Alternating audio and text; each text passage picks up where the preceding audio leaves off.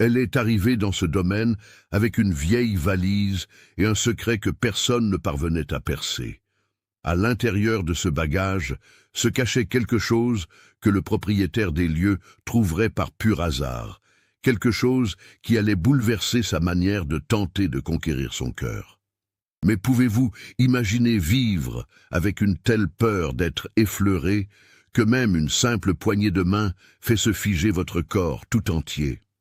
Que doit-il arriver dans la vie d'une femme pour qu'elle bâtisse des remparts si hauts que même la plus pure gentillesse ne parvient pas à les franchir? Cette histoire s'est déroulée dans les campagnes de la Dordogne, en mars 1923, au sein d'un domaine agricole où la patience d'un homme fut mise à l'épreuve de façon qu'il n'aurait jamais soupçonnée. Avant de poursuivre, j'aimerais vous faire une petite demande. Si cette histoire vous touche, laissez un commentaire ci-dessous pour me dire d'où vous nous écoutez. Écrivez simplement le nom de votre ville ou de votre département. Cela aide énormément la chaîne à grandir et me montre que des gens de toute la France et d'ailleurs suivent ces récits d'autrefois. Et si vous n'êtes pas encore abonné, faites-le et activez la cloche pour ne manquer aucun des prochains chapitres. Maintenant, place à l'histoire.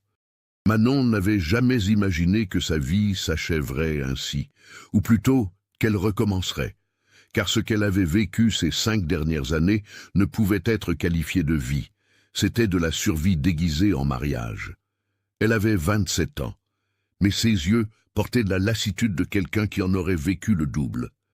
Ses cheveux châtains étaient toujours tirés en un chignon serré, ses mains délicates tremblaient dès que quelqu'un s'approchait trop, et sa posture semblait vouloir occuper le moins d'espace possible dans ce monde.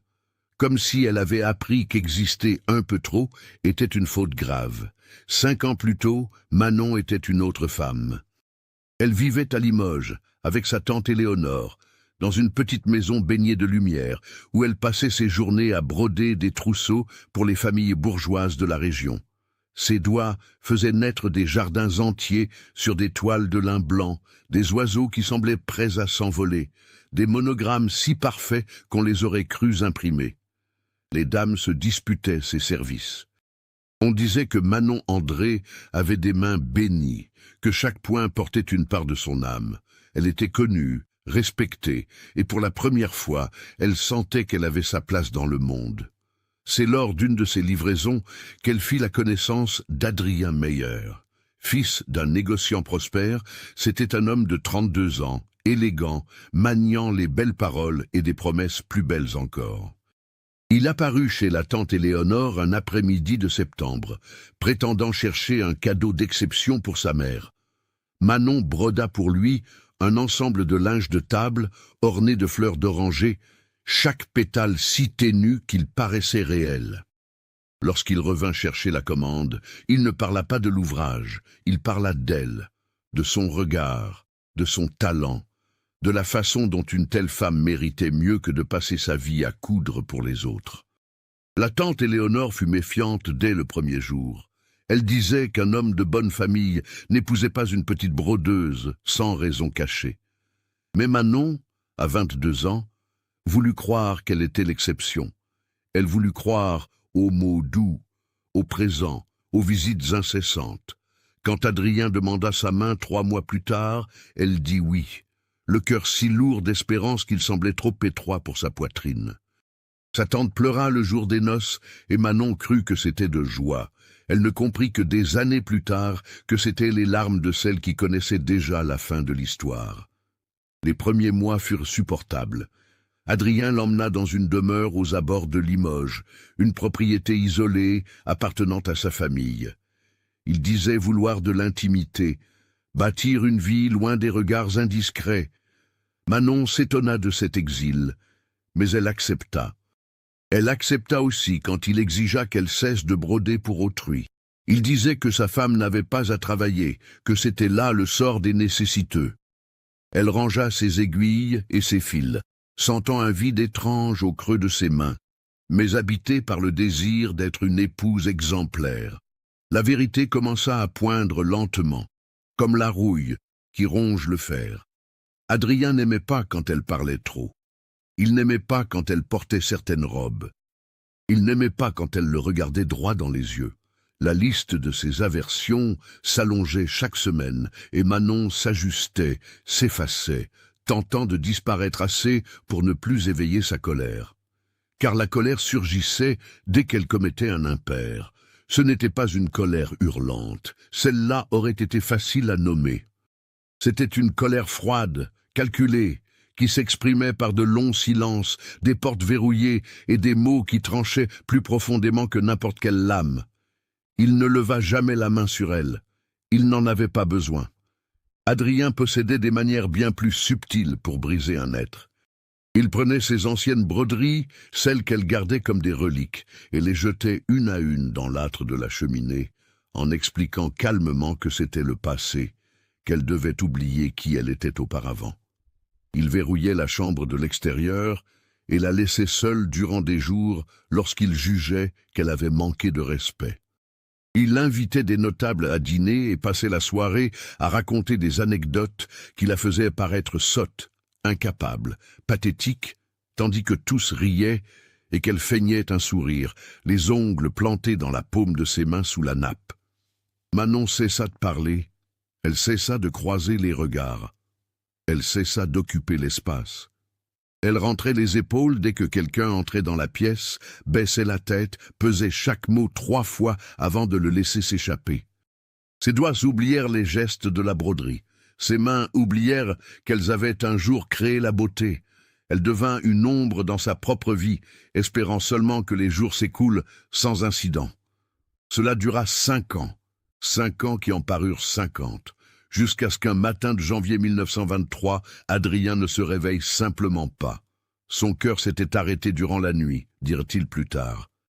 Manon le trouva dans le lit, immobile, et la première chose qu'elle ressentit ne fut pas de la tristesse. Ce fut un soulagement si immense qu'il l'emplit de culpabilité. Quel genre de personne éprouve du soulagement face à la mort de son propre époux? Elle se posa la question pendant des semaines, tandis qu'elle portait le deuil et recevait des condoléances qui sonnaient creux. La famille d'Adrien lui fit comprendre qu'elle n'était plus la bienvenue.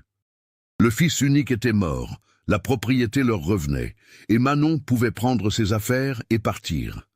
Elle retourna à Limoges, mais la tante Éléonore s'était éteinte 2 ans auparavant. La maison de son enfance avait de nouveaux occupants. Ses anciennes clientes avaient trouvé d'autres mains. Manon était absolument seule, sans un sou, sans foyer, sans identité. Qui était-elle désormais?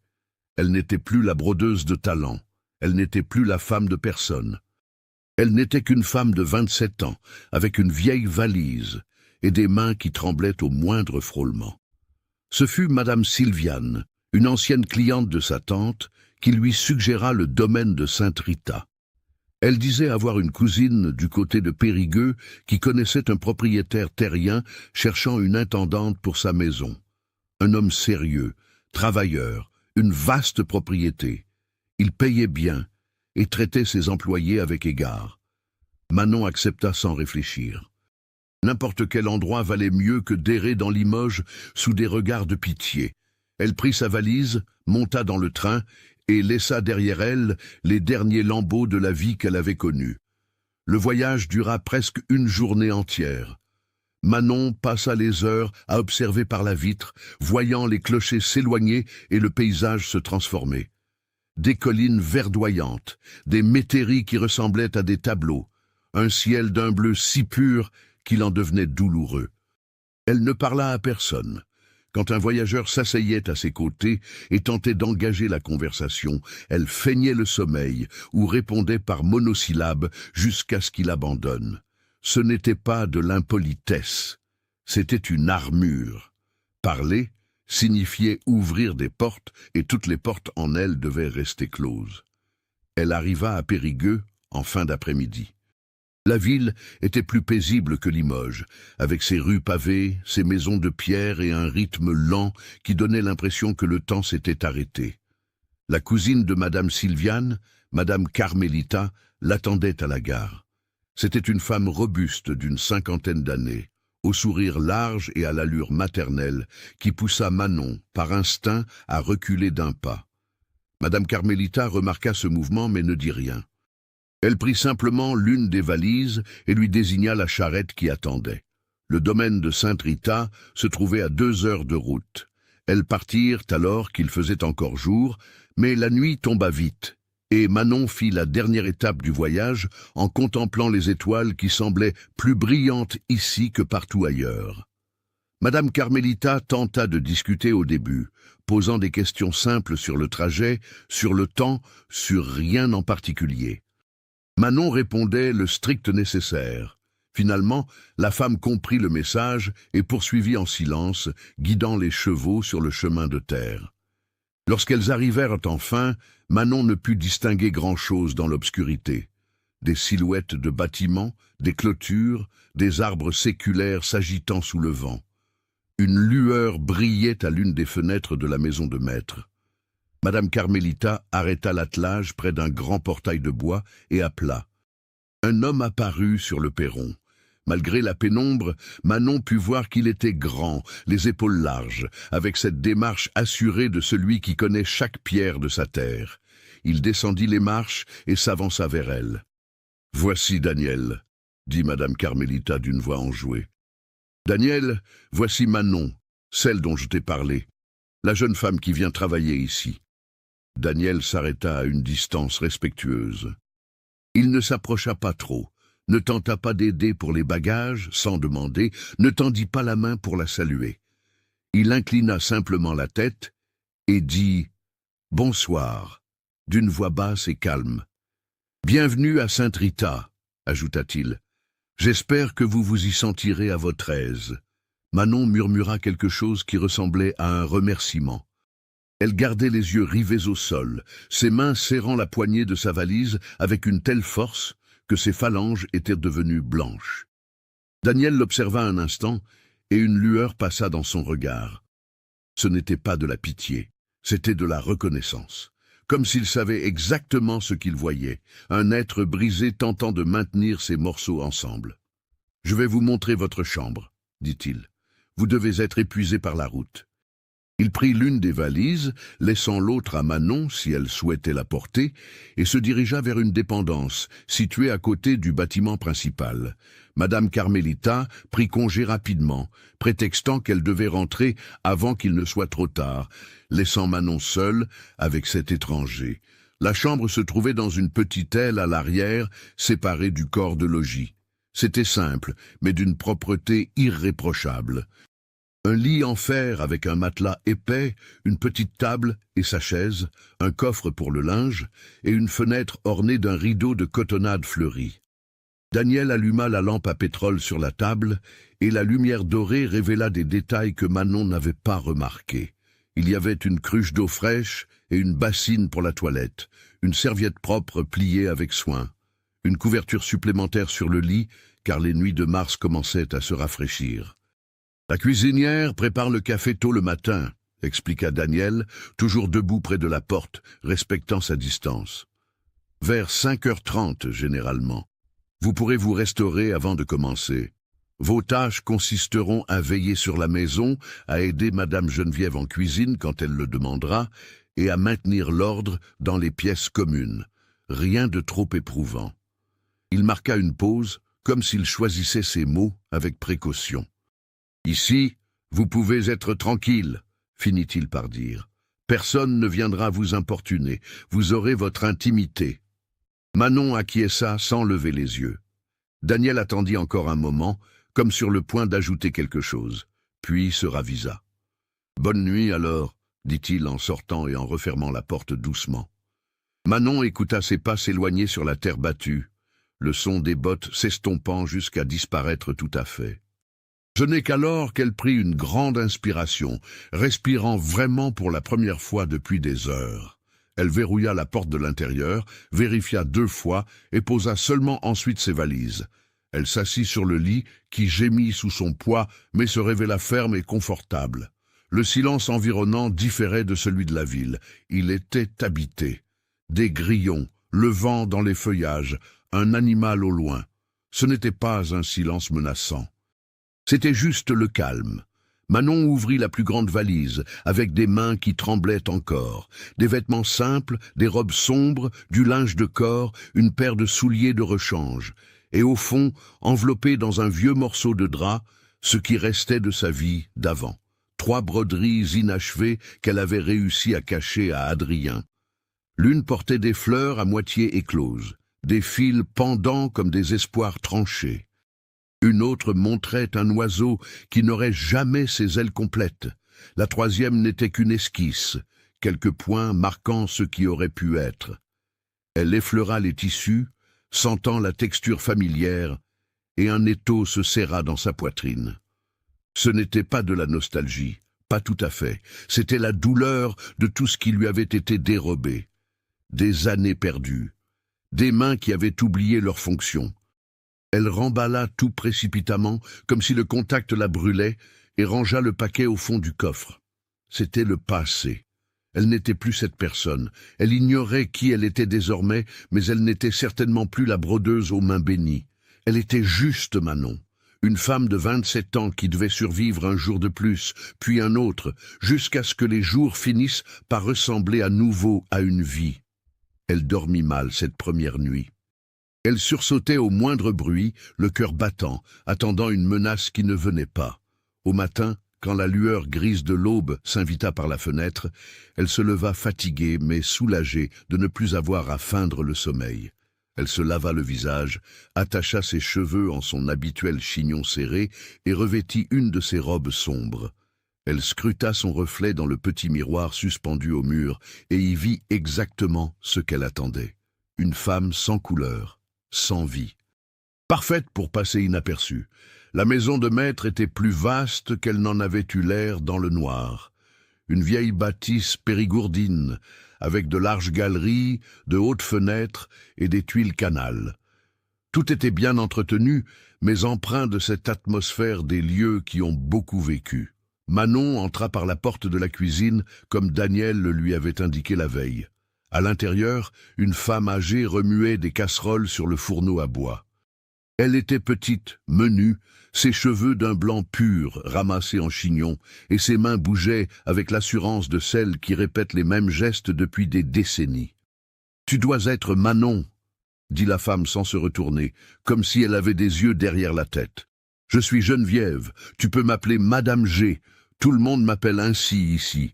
Il y a du café chaud sur la table et du pain sorti du four il y a une demi-heure. Mange avant de commencer. » Personne ne travaille bien l'estomac vide. Manon murmura un remerciement et s'installa sur l'une des chaises de la grande table en chêne. Il y avait effectivement une cafetière fumante, des miches encore tièdes, du beurre frais et de la confiture de fruits. Une odeur réconfortante qui lui rappelait des choses qu'elle avait oublié d'aimer. Elle se servit une tasse, prit un morceau de pain et mangea lentement, mâchant chaque bouchée avec précaution, comme si elle craignait qu'on ne lui retire son assiette. Madame Geneviève apporta son propre bol et s'assit à l'autre bout de la table. Elle ne posa pas de questions indiscrètes, elle ne combla pas le silence par des bavardages inutiles. Elle prit simplement son petit déjeuner en regardant par la fenêtre la clarté grandissante. Il y avait quelque chose d'apaisant dans ce silence sans poids. Manon réalisa qu'elle n'avait pas besoin de parler, pas besoin de se justifier, pas besoin d'occuper l'espace sonore. Elle pouvait simplement être là, à boire son café, sans que rien ne lui soit réclamé. Le travail commença aussitôt après. Madame Geneviève lui expliqua la routine d'une voix ferme, mais sans rudesse. Balayer la demeure, dépoussiérer les meubles, laver la vaisselle, entretenir les communs. Rien de bien complexe. Daniel vivait seul dans la maison principale. Il n'y avait donc pas le chaos d'une famille nombreuse. Il y avait peu d'employés sur le domaine. 2 ouvriers agricoles qui s'occupaient du bétail et des clôtures, mais ils logeaient dans un autre bâtiment plus loin et s'approchaient rarement de la maison. C'était un lieu silencieux, presque solitaire. Manon passa la première semaine à essayer de devenir invisible.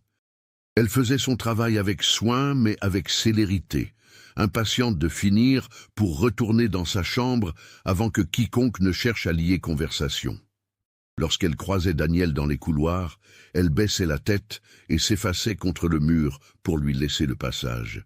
Il lui adressait toujours un bonjour ou un bonsoir, mais ne s'arrêtait jamais, ne forçait jamais le dialogue, ne posait jamais de questions.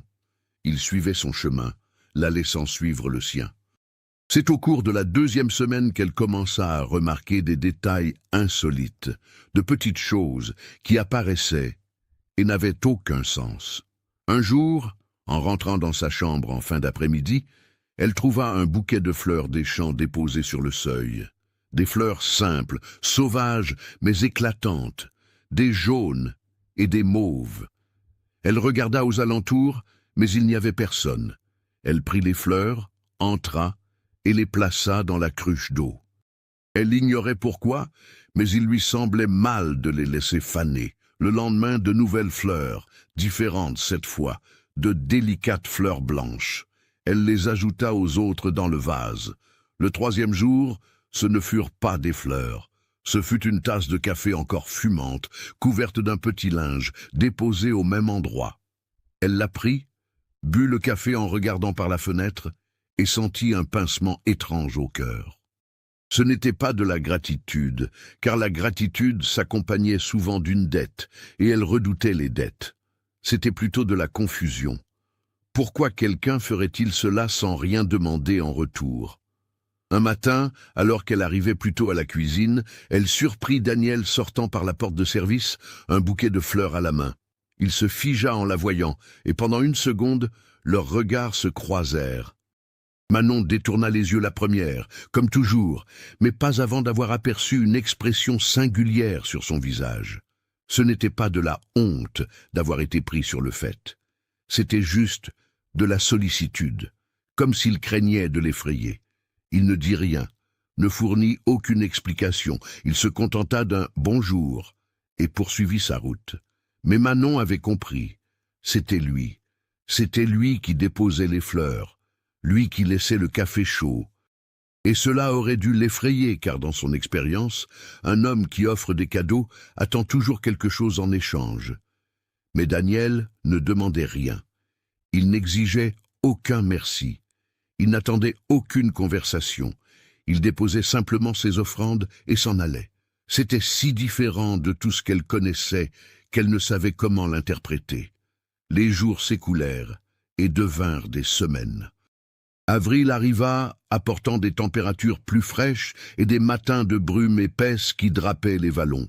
Les fleurs continuaient d'apparaître, parfois accompagnées d'autres attentions. Du bois supplémentaire empilé devant sa porte quand la nuit s'annonçait glaciale. Une couverture de laine épaisse pliée sur sa chaise. Une fois, un petit panier de fruits frais. Jamais de mots, jamais d'explications.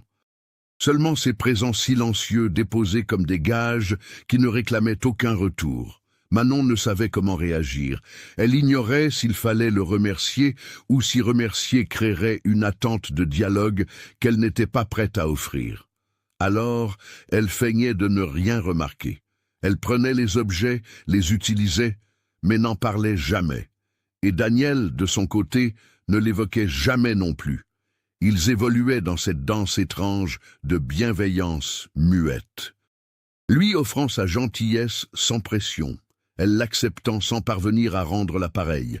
Ce fut Madame Geneviève qui finit par aborder le sujet. Elles étaient dans la cuisine à éplucher des pommes de terre pour le déjeuner, quand la vieille femme dit sans lever les yeux de sa tâche: « C'est un homme de bien, Daniel. Il a perdu sa mère étant enfant. Il a soigné son père malade jusqu'au bout. Il a appris que l'amour, ce ne sont pas de belles paroles.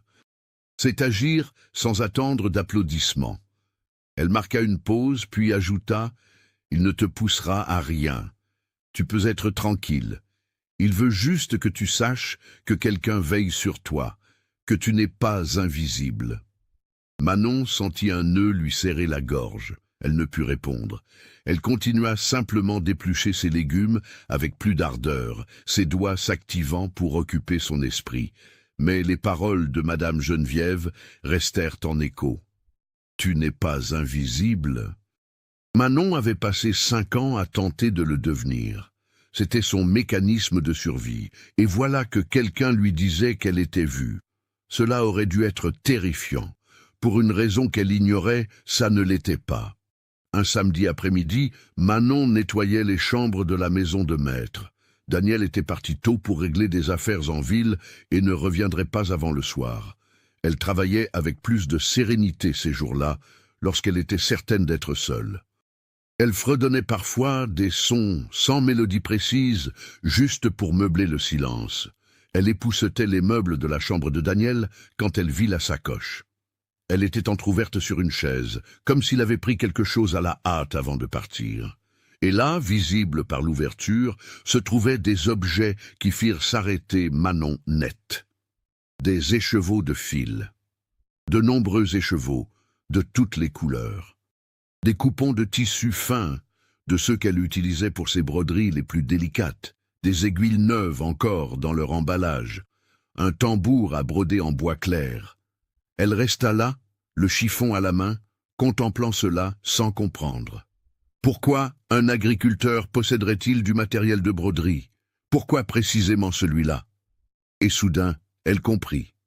Il avait vu. Il avait vu ses ouvrages inachevés cachés dans sa valise.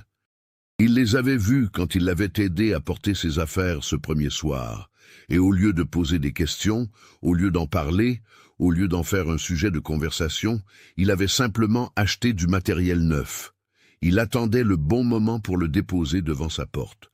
Une autre offrande silencieuse, une autre façon de lui dire sans mots qu'il voyait qui elle était vraiment. Manon referma la sacoche brusquement, comme si elle avait surpris un secret interdit. Son cœur battait à tout rompre. Ce n'était pas de la peur, pas exactement. C'était autre chose, quelque chose qu'elle n'avait pas ressenti depuis si longtemps qu'elle en avait oublié le nom. Peut-être de l'espoir, ou peut-être seulement la possibilité de l'espoir, ce qui était déjà plus que tout ce qu'elle avait possédé depuis des années. Elle termina son ménage rapidement et retourna dans sa chambre. Elle verrouilla la porte, ouvrit le coffre et sortit ses broderies inachevées de leur cachette. Elle les contempla longuement.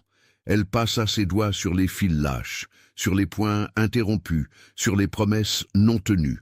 Ses doigts la démangeaient d'une envie ancienne. Mais elle n'avait pas encore le courage. Elle n'avait pas le courage de reprendre cette part d'elle-même, car reprendre signifiait admettre qu'on la lui avait arrachée. Et admettre cela, c'était ressentir toute la rage et la douleur qu'elle avait refoulées pendant si longtemps. Elle rangea tout à nouveau précipitamment, comme si le contact la brûlait, et s'allongea sur son lit, les yeux fixés au plafond. Dehors, les bruits de la ferme continuaient. Les oiseaux, le vent, la vie qui suivait son cours, et quelque part dans ces sons, il y avait une place pour elle, un espace pour exister sans crainte. Un espace pour peut-être, un jour, recommencer à habiter le monde au lieu de simplement y survivre. Mais pas encore. Pas ce jour-là. Ce jour-là, il suffisait de respirer et de savoir que quelqu'un avait fait attention, que quelqu'un l'avait vu, et qu'il ne s'en était pas servi comme d'une arme. Le lendemain matin, un dimanche, Manon fut réveillée par un tumulte inhabituel au dehors. Des voix, du mouvement, quelque chose qui brisait le calme habituel du domaine. Elle s'habilla et sortit voir ce qui se passait. Daniel se tenait près de l'écurie avec les deux ouvriers, et la tension était palpable. Elle s'approcha lentement, gardant une distance de sécurité, tentant de comprendre. L'un des ouvriers l'aperçut et lui expliqua la situation. Une jument avait mis bas durant la nuit, mais il y avait eu des complications. La mère n'avait pas survécu, et il y avait là un poulain orphelin de quelques jours à peine, sans personne pour s'en occuper. Daniel tentait de décider de la marche à suivre. Le poulain était trop jeune, ses chances de survie sans mère étaient infimes. Cela exigeait une attention constante, un nourrissage heure par heure, des soins qui prendraient un temps qu'il n'avait pas. Manon vit l'animal pour la première fois quand ils ouvrirent la porte du box. Il était minuscule, fragile, tremblant sur ses pattes flageolantes. Une robe baie claire avec une étoile blanche sur le front. Des yeux immenses et terrifiés. Il tentait de se lever, tombait, essayait à nouveau et s'écroulait encore.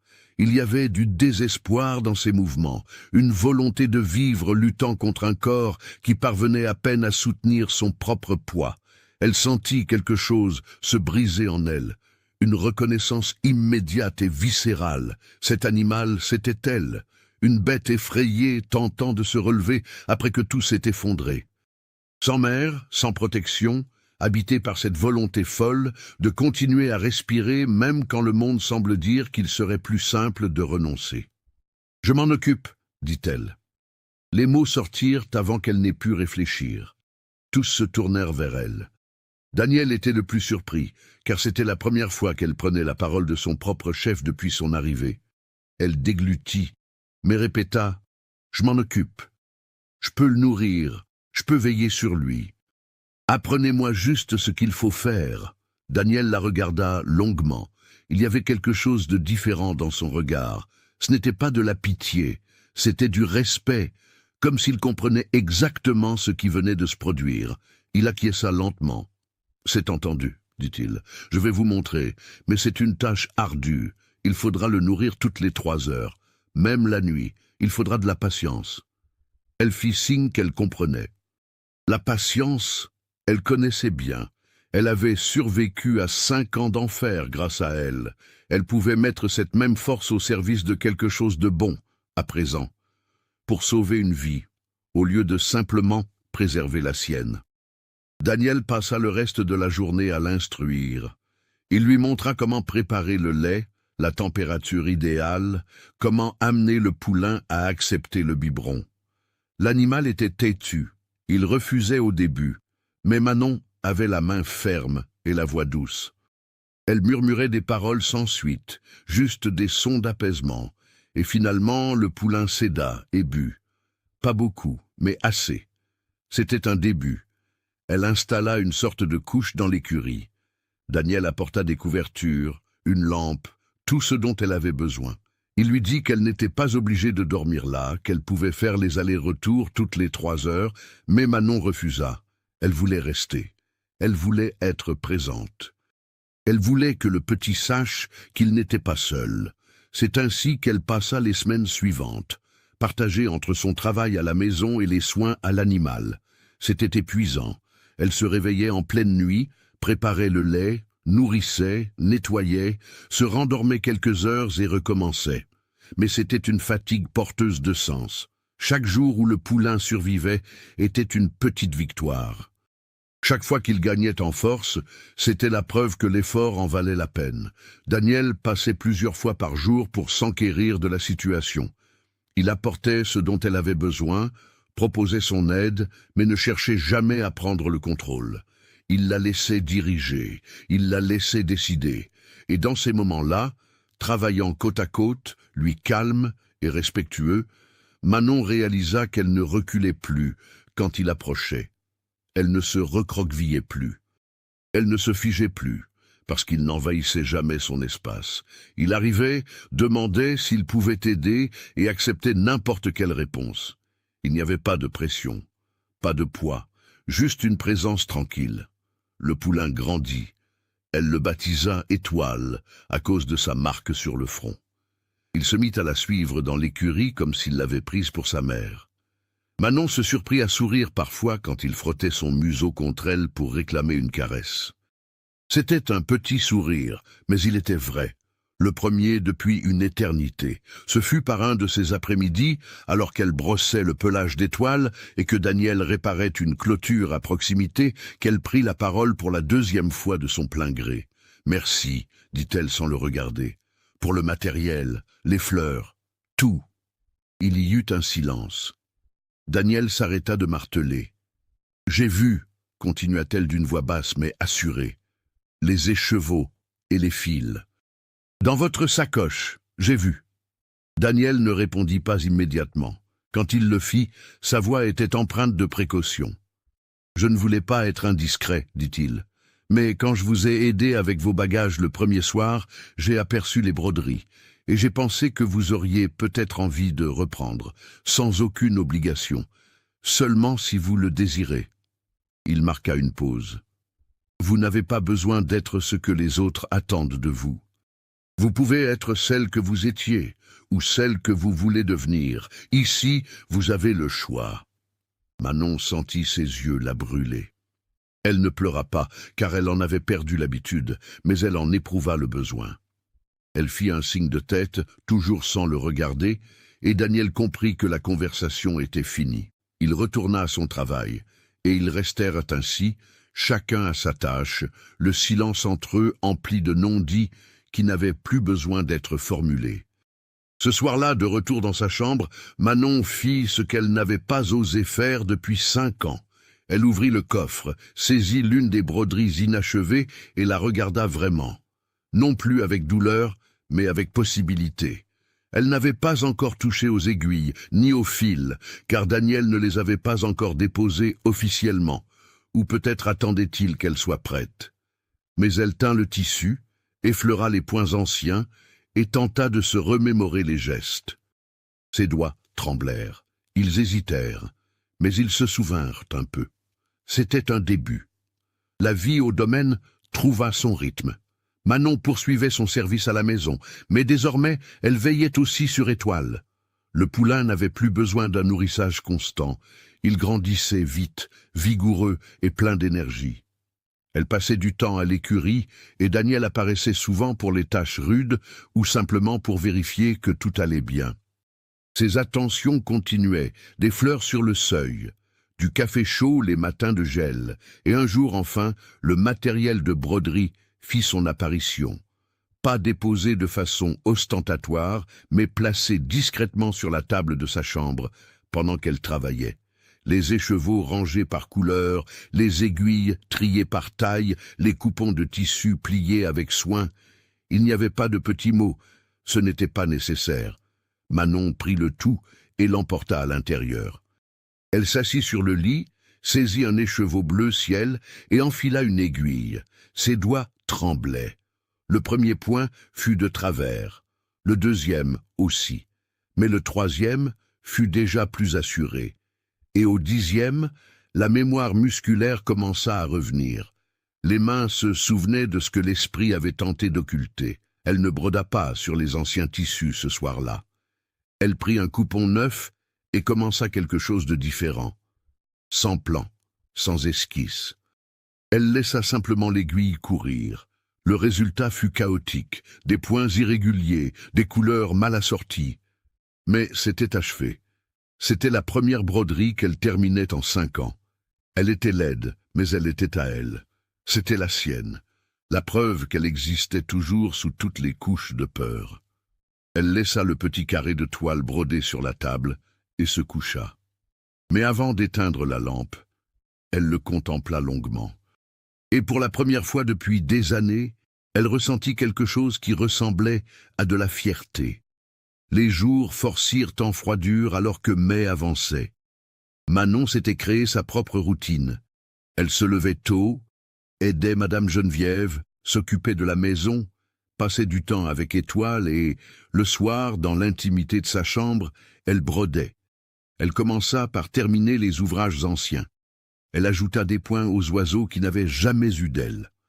Elle acheva les fleurs restées en bouton. Puis, elle entama de nouvelles pièces, des mouchoirs simples, un petit tableau représentant le paysage environnant. Ses mains retrouvaient leur agilité, les points se faisaient plus sûrs, les couleurs plus harmonieuses. Daniel ne demanda jamais à voir son travail, il n'aborda jamais le sujet de la broderie, mais elle savait qu'il savait. Elle le percevait au sourire qu'il réprimait quand il apercevait le bout de ses doigts tachés par les pigments des fils, à la façon dont il apportait de nouveaux écheveaux lorsqu'il remarquait que certains venaient à manquer. Toujours sans fracas, sans attendre de remerciements, juste l'acte silencieux de prendre soin. Ils commencèrent à échanger davantage. Pas de longues discussions, pas de confidences intimes, juste des échanges simples. Des bonjours qui s'accompagnaient de prévisions météo, des commentaires sur Étoile qui avaient presque la taille d'un jeune cheval et montraient un caractère affirmé, des observations sur la ferme, les bêtes, la terre. C'étaient des conversations sécurisantes, des paroles qui n'exigeaient pas que Manon ouvre les portes qu'elle gardait encore verrouillées. Mais il y avait des instants où les regards se croisaient et duraient une fraction de seconde de trop, où leurs doigts se frôlaient par mégarde en saisissant le même outil, et Manon ne retirait pas sa main immédiatement, où elle le surprenait à l'observer tandis qu'elle s'occupait des toiles, et il y avait dans son regard autre chose que du respect, de l'admiration, de l'intérêt, une promesse. Ce fut Madame Geneviève qui fit une remarque un jour de juin alors qu'elle préparait des conserves. « Tu as changé », dit la vieille femme sans quitter son ouvrage des yeux. Moins farouche, plus présente. Manon ne répondit pas, mais elle savait que c'était vrai. Il y avait encore de la peur, encore des remparts, mais des fissures apparaissaient. La lumière se frayait un chemin.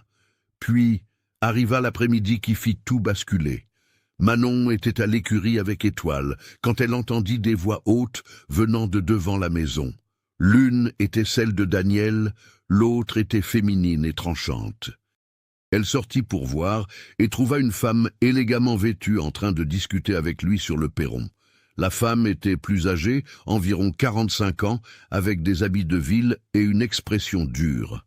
« C'est ma sœur, Béatrice », dit Daniel en voyant approcher Manon. Sa voix était tendue. « Béatrice, voici Manon. Elle travaille ici. » La sœur daigna à peine jeter un regard vers Manon, avant de se concentrer à nouveau sur Daniel. « Je suis venue voir si les rumeurs étaient vraies, » dit-elle d'une voix cinglante. « Tout le monde en ville murmure que tu dépenses des fortunes en matériel pour une servante. Du matériel de broderie, Daniel. Pourquoi faire? Elle n'est pas ta responsabilité. Tu perds ton temps avec une femme abîmée. » Le silence qui suivit fut lourd comme du plomb. Manon reçut ces mots comme une gifle physique. Femme, abîmée. Les mots exacts qu'elle se répétait à elle-même les mauvais jours. La confirmation de ce qu'elle avait toujours su. C'était ce que les gens voyaient, c'était ce qu'elle était, une marchandise endommagée. Daniel devint cramoisi. « Tu ne sais pas de quoi tu parles, » dit-il d'une voix basse et menaçante, « et tu n'as aucun droit de venir ici porter des jugements sur des gens que tu ne connais pas. » Mais Béatrice ne s'arrêta pas. « Je te connais, mon frère. Tu as toujours eu cette manie de vouloir sauver ceux qui ne peuvent l'être. Elle ne restera pas. Ce genre de femme ne s'attache nulle part.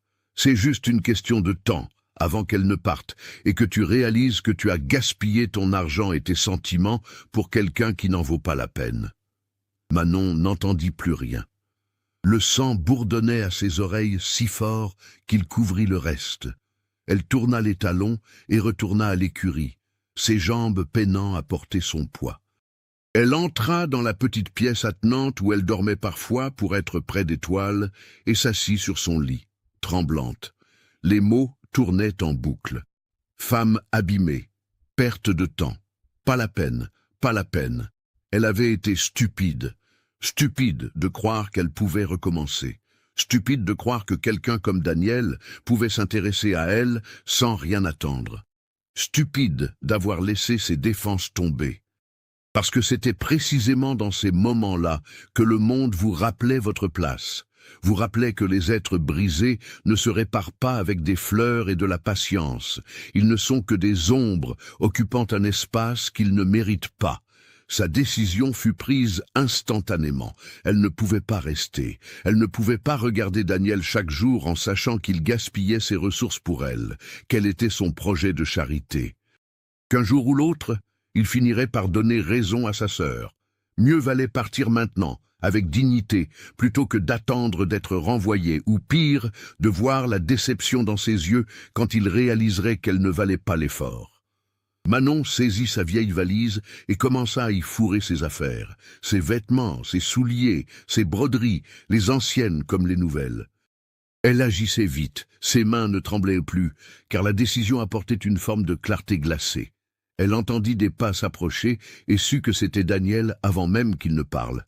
« Manon » appela-t-il depuis la porte. « S'il vous plaît, n'écoutez pas ce qu'elle a dit. Ma sœur ne vous connaît pas, elle ne sait rien de vous. » Manon ne s'arrêta pas. « Elle a raison, » dit-elle d'une voix qu'elle s'efforçait de rendre ferme. « Vous perdez votre temps. Je ne vais pas aller mieux, Daniel. Je ne vais pas me réveiller un jour réparé. Vous méritez quelqu'un qui n'a pas besoin de fleurs sur sa porte chaque matin pour se souvenir qu'elle existe. Quelqu'un qui ne tressaille pas quand vous approchez. Quelqu'un de normal. Je ne veux pas de quelqu'un de normal, dit-il, et il y avait de la frustration dans sa voix. Je veux... Il s'arrêta, prit une profonde inspiration. Il ne s'agit pas de vous réparer ou de juger si vous êtes brisé. Il s'agit du fait que vous êtes vous, et que cela suffit. Les fleurs ne sont pas là pour vous soigner. Elles sont là parce que j'aime voir votre visage s'éclairer quand vous les trouvez. Le matériel de broderie n'est pas de la charité, c'est parce que j'ai vu votre regard sur ces ouvrages et que je voulais vous donner une chance de les finir si vous le vouliez. Ce n'est pas du gaspillage, c'est... Il chercha ses mots. C'est prendre soin de quelqu'un qui compte. Manon s'immobilisa, une robe à la main. Elle se tourna vers lui pour la première fois depuis le début de l'échange. Son regard était désespéré. Ce n'était pas de la pitié. C'était autre chose, de plus complexe. La peur de perdre. Elle n'avait jamais vu personne la regarder ainsi.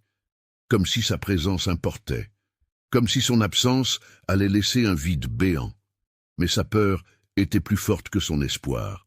« Je dois partir, dit-elle, sa voix se brisant à la fin. « Je suis désolée. » Elle reprit son bagage plus vite encore avant que son courage ne s'évapore. Daniel resta sur le seuil un instant, puis repartit sans un mot.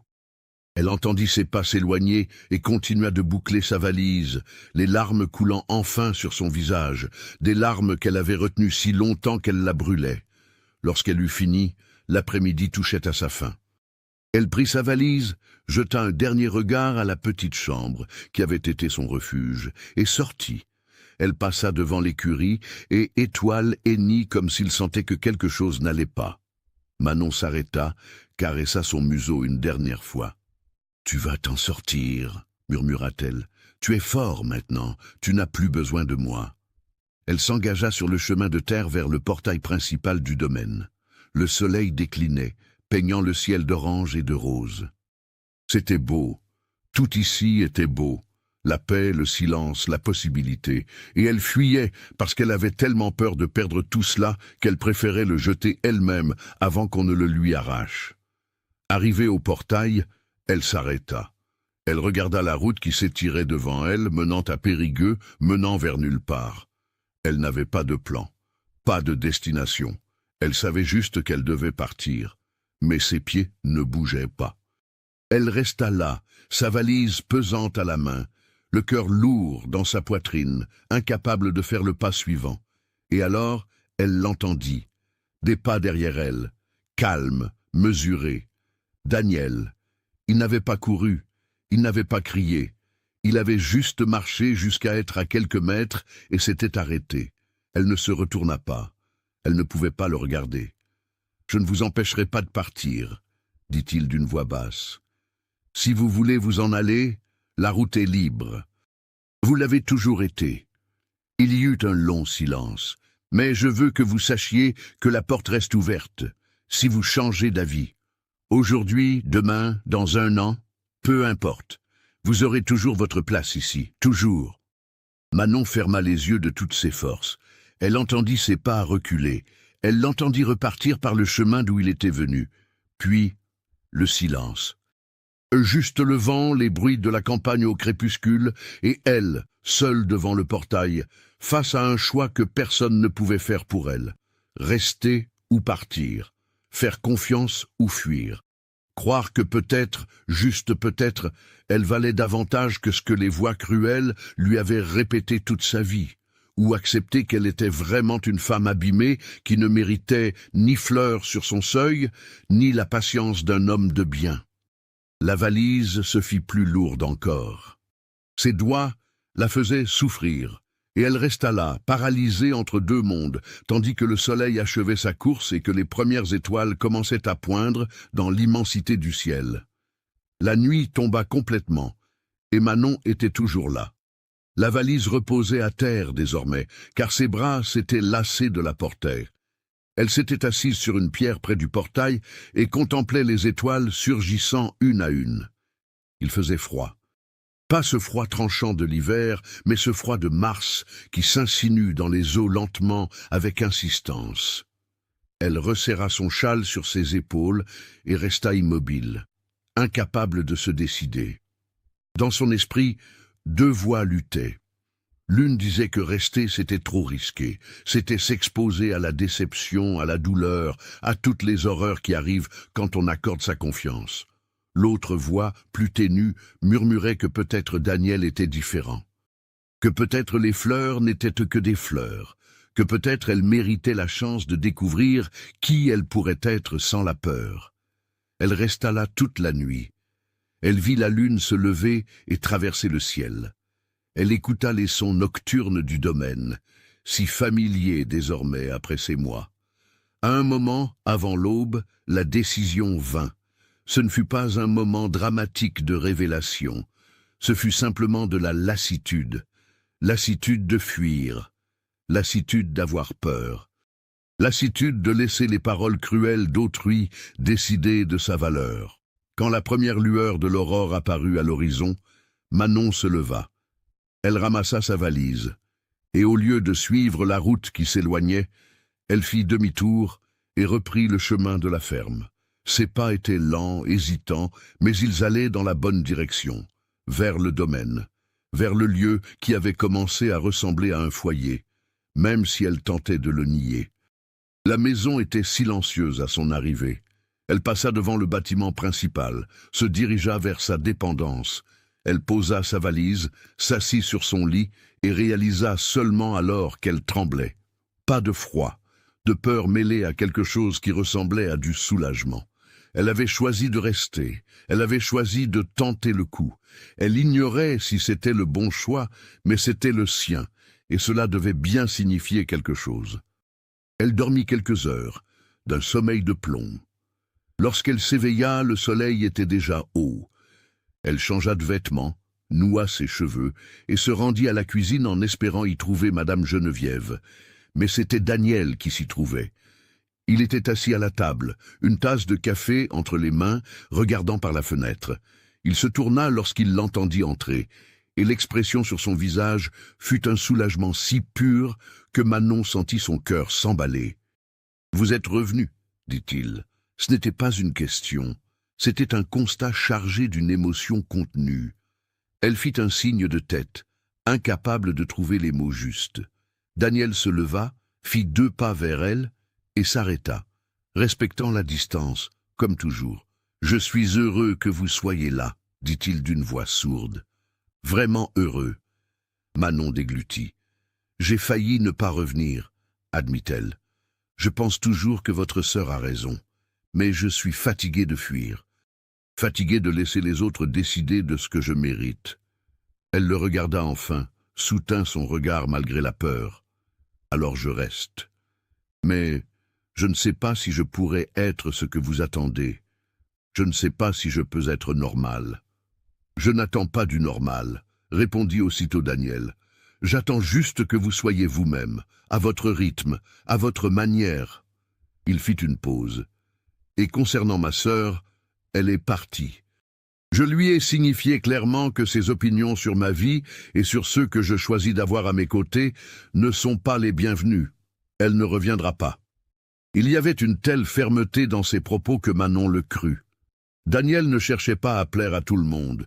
Il faisait lui aussi un choix. Il la choisissait elle, avec tous ses remparts, ses peurs et son passé. Cela aurait dû être effrayant. D'une certaine manière, c'était réconfortant. Les jours suivants furent singuliers.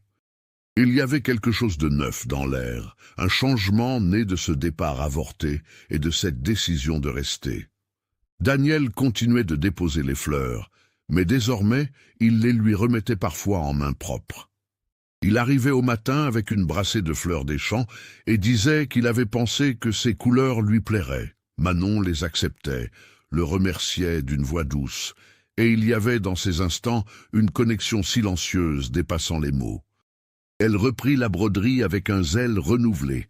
Le soir, dans sa chambre, ses doigts s'activaient à créer des pièces de plus en plus élaborées. Elle acheva une nappe bordée de roses, chaque pétale ombré à la perfection. Elle broda des mouchoirs avec des initiales ornementées.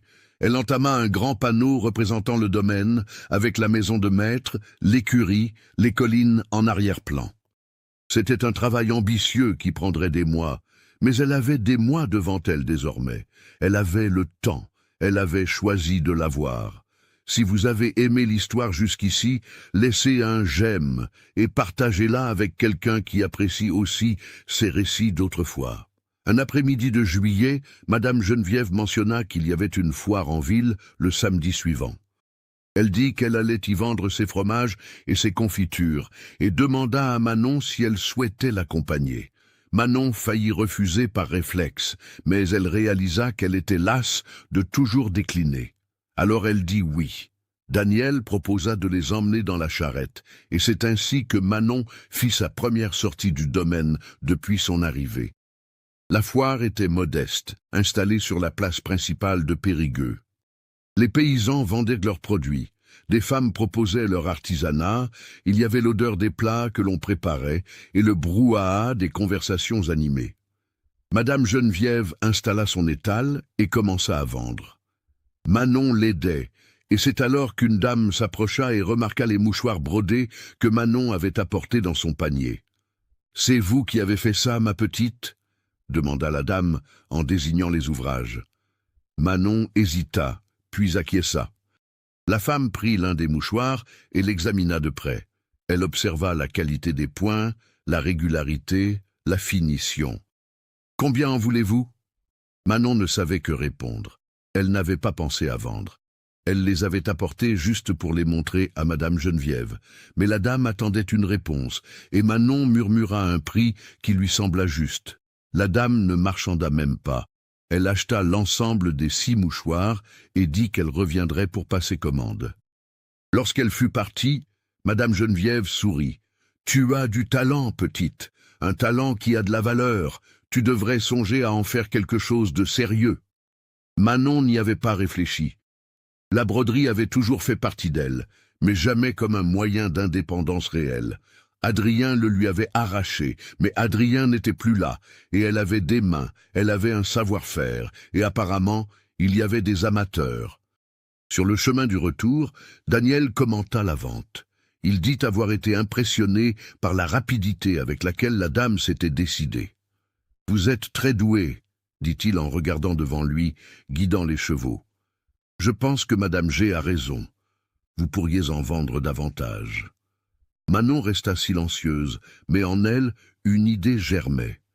Une idée encore timide, mais persistante. Peut-être pouvait-elle vraiment le faire. Peut-être pouvait-elle subvenir à ses besoins par ses propres mains, au sens propre comme au figuré. Peut-être n'avait-elle pas besoin d'être la servante de quiconque. Peut-être pouvait-elle redevenir une artisane, maîtresse de son labeur, de sa vie. Dans les semaines qui suivirent, elle se mit à broder avec une intention nouvelle, plus seulement pour occuper le temps ou panser ses plaies, mais pour constituer un stock. Elle créait des pièces, en pensant à ce que les gens pourraient désirer. Mouchoirs, nappes, tais d'oreiller, linge de maison décoratif. Chaque pièce exigeait des heures, parfois des jours, mais le résultat était extraordinaire. Ses mains n'avaient pas oublié, elles avaient juste attendu la chance de se souvenir. Daniel installa un coin sur la galerie de la maison principale pour qu'elle puisse travailler durant la journée, là où la lumière était la meilleure. Il apporta une chaise confortable, une petite table, un panier pour ses fournitures.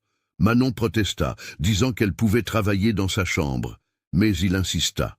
Il disait que la lumière naturelle était primordiale et qu'elle n'avait plus besoin de se cacher. Elle accepta, et c'est ainsi qu'ils commencèrent à passer plus de temps à proximité l'un de l'autre. Ils travaillaient sur le domaine, réparant des choses, soignant les bêtes et passaient toujours par la galerie plusieurs fois par jour. Parfois, il s'arrêtait pour observer son travail. Il ne touchait jamais sans demander, n'envahissait pas son espace, mais regardait avec un intérêt sincère. Il commentait les couleurs, la complexité des motifs, posait des questions sur la technique. Manon découvrit qu'elle aimait expliquer. Elle aimait parler de quelque chose qu'elle maîtrisait, quelque chose qui lui appartenait. Et dans ces échanges, peu à peu, elle se mit à parler d'autres choses aussi. Elle parla de sa tante Éléonore, de la façon dont elle avait appris à broder, des jours heureux avant son mariage. Elle n'évoquait pas encore Adrien, cette porte restait close. Mais elle parlait de celle qu'elle était avant, et Daniel l'écoutait. Il l'écoutait vraiment, sans attendre simplement son tour de parole. Il posait des questions, se souvenait de détails et traitait chaque information comme un présent précieux. Un jour, il apporta un vieux livre d'illustrations botaniques. Il dit qu'il avait appartenu à sa mère, qu'elle aimait les plantes et avait répertorié toutes les espèces croissant sur le domaine. Il pensa que Manon pourrait s'en inspirer pour ses motifs. Elle prit l'ouvrage avec précaution, feuilleta les pages jaunies, montrant des dessins délicats de fleurs sauvages, et ressentit une émotion étrange. Il avait pensé à elle. Il avait vu quelque chose ayant appartenu à sa mère, une personne chère, et il avait jugé qu'elle était digne de s'en servir. « Merci », dit-elle, et cette fois elle parvint à sourire. Un petit sourire, mais authentique. Daniel sourit en retour, et il y avait une telle joie dans son expression que Manon réalisa à quel point les petites attentions comptaient pour lui. Un sourire de sa part avait plus de valeur à ses yeux que de grands gestes. C'était nouveau. Adrien exigeait de grandes démonstrations, une obéissance manifeste, une preuve visible de soumission. Daniel voulait simplement qu'elle soit heureuse. La différence était abyssale. Août arriva avec ses journées de forte chaleur. Manon possédait déjà un stock considérable de broderies. Daniel suggéra qu'elle retourne à la foire, mais cette fois avec son propre étal. Il l'aida à tout installer, transporta les pièces, resta à ses côtés pendant qu'elle s'organisait. De nombreuses personnes s'arrêtèrent, certaines achetèrent, d'autres passèrent commande. À la fin de la journée, Manon avait vendu plus de la moitié de sa production et avait une liste de commandes qui l'occuperait des semaines durant. Elle compta son argent ce soir-là avec une sensation d'irréalité. C'était le sien, gagné par son propre travail, son propre talent. Personne ne pouvait le lui reprendre, personne ne pouvait dire qu'elle ne le méritait pas. C'était la preuve tangible qu'elle avait de la valeur, que ses mains servaient à créer de la beauté et pas seulement à survivre. Daniel se présenta à la porte de sa chambre ce soir-là. Il frappa avant de parler, respectant son intimité comme toujours. Manon ouvrit et il se tenait là avec l'air de quelqu'un ayant quelque chose d'important à lui confier. « Puis-je vous parler ?» demanda-t-il. Elle acquiesça et s'effaça, mais il n'entra pas. Il resta sur le seuil, gardant la distance requise. « Je réfléchissais, » commença-t-il en choisissant ses mots. « Vous consacrez énormément de temps à vos broderies, bien plus qu'à la tenue de la maison. Et cela n'est pas un problème, entendez-moi bien. Mais il me semble que vous n'êtes plus une intendante. Vous êtes une artisane, et une artisane ne devrait pas avoir à faire le ménage chez quelqu'un pour avoir un toit. » Il marqua une pause. « Ce que je veux dire, c'est que vous pouvez continuer à loger ici, dans votre chambre, mais en tant que résidente, pas comme employée. Vous pourriez vous consacrer à votre art, vendre votre labeur, bâtir votre propre affaire. Et quand vous serez prête, si vous le souhaitez, vous pourrez chercher un lieu à vous, mais il n'y a pas d'urgence, pas d'obligation. » Manon le contempla sans savoir quoi dire. Ce qu'il proposait, c'était une indépendance véritable. C'était la chance de reconstruire sa vie sans avoir à échanger du travail domestique contre un toit. C'était un investissement en elle, en tant que personne, pas en tant que servante. « Mais je ne peux pas loger ici gratuitement, » protesta-t-elle. « Ce ne serait pas juste. »« Vous ne logez pas gratuitement, » répondit Daniel avec fermeté. « Votre présence ici a plus de valeur que n'importe quel travail ménager. Et d'ailleurs, ajouta-t-il d'un ton plus léger, vous avez sauvé Étoile. À lui seul, cela vaut des années de pension. » Elle faillit sourire à cette remarque. Il savait comment désamorcer les instants pesants. « Vous pouvez y réfléchir, dit-il. Rien ne presse. Je voulais juste que vous sachiez que vous avez le choix. Puis il s'en alla, la laissant seule face à ce qui était en vérité un cadeau déguisé. Elle n'eut pas besoin de réfléchir longtemps. Le lendemain matin, elle lui dit qu'elle acceptait. Mais elle posa une condition. Elle verserait un loyer symbolique. Pas grand-chose, car elle débutait son affaire, mais quelque chose tout de même. Elle avait besoin de sentir qu'elle contribuait, que ce n'était pas de la charité. Daniel accepta, et ils convinrent d'une somme modeste, qui représentait plus un principe qu'une nécessité financière réelle. Et c'est ainsi que sa vie changea à nouveau. Manon passait désormais ses journées entières à broder. Elle faisait des pauses pour aider Madame Geneviève quand la vieille femme en avait besoin, car elle appréciait sa compagnie. Mais ce n'était plus une contrainte, c'était un choix. Tout était un choix, désormais. Où passer son temps, sur quoi travailler, quand se reposer, c'était une liberté qu'elle n'avait pas connue depuis une éternité. Sa relation avec Daniel évolua naturellement. Pas de pression, pas de hâte, mais un changement subtil. Ils dînaient ensemble désormais, tous les trois, avec Madame Geneviève, à la grande table de la cuisine. Ils discutaient de la journée, de projets, de choses simples et essentielles. Daniel racontait des histoires du domaine, comment c'était lorsque ses parents vivaient encore, les défis qu'il relevait pour faire tourner l'exploitation. Manon commença à se livrer davantage sur son passé, elle aussi. Pas encore sur Adrien.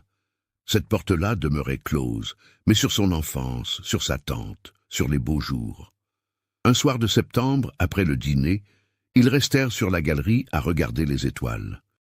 Madame Geneviève s'était couchée tôt, et ils étaient tous deux assis sur des chaises proches, mais sans se frôler. L'air était tiède, chargé de l'odeur de la terre humide après une pluie d'orage. Il y avait quelque chose dans l'air, une attente, comme si le monde retenait son souffle. « Puis-je vous demander quelque chose ?» dit Daniel en rompant ce silence confortable. Manon sentit une tension immédiate, mais elle fit signe que oui. Il regardait les étoiles, pas elle, ce qui rendait les choses plus faciles. Pourquoi vous recroquevillez-vous dès que quelqu'un lève la main près de vous, même quand ce n'est que pour prendre un objet?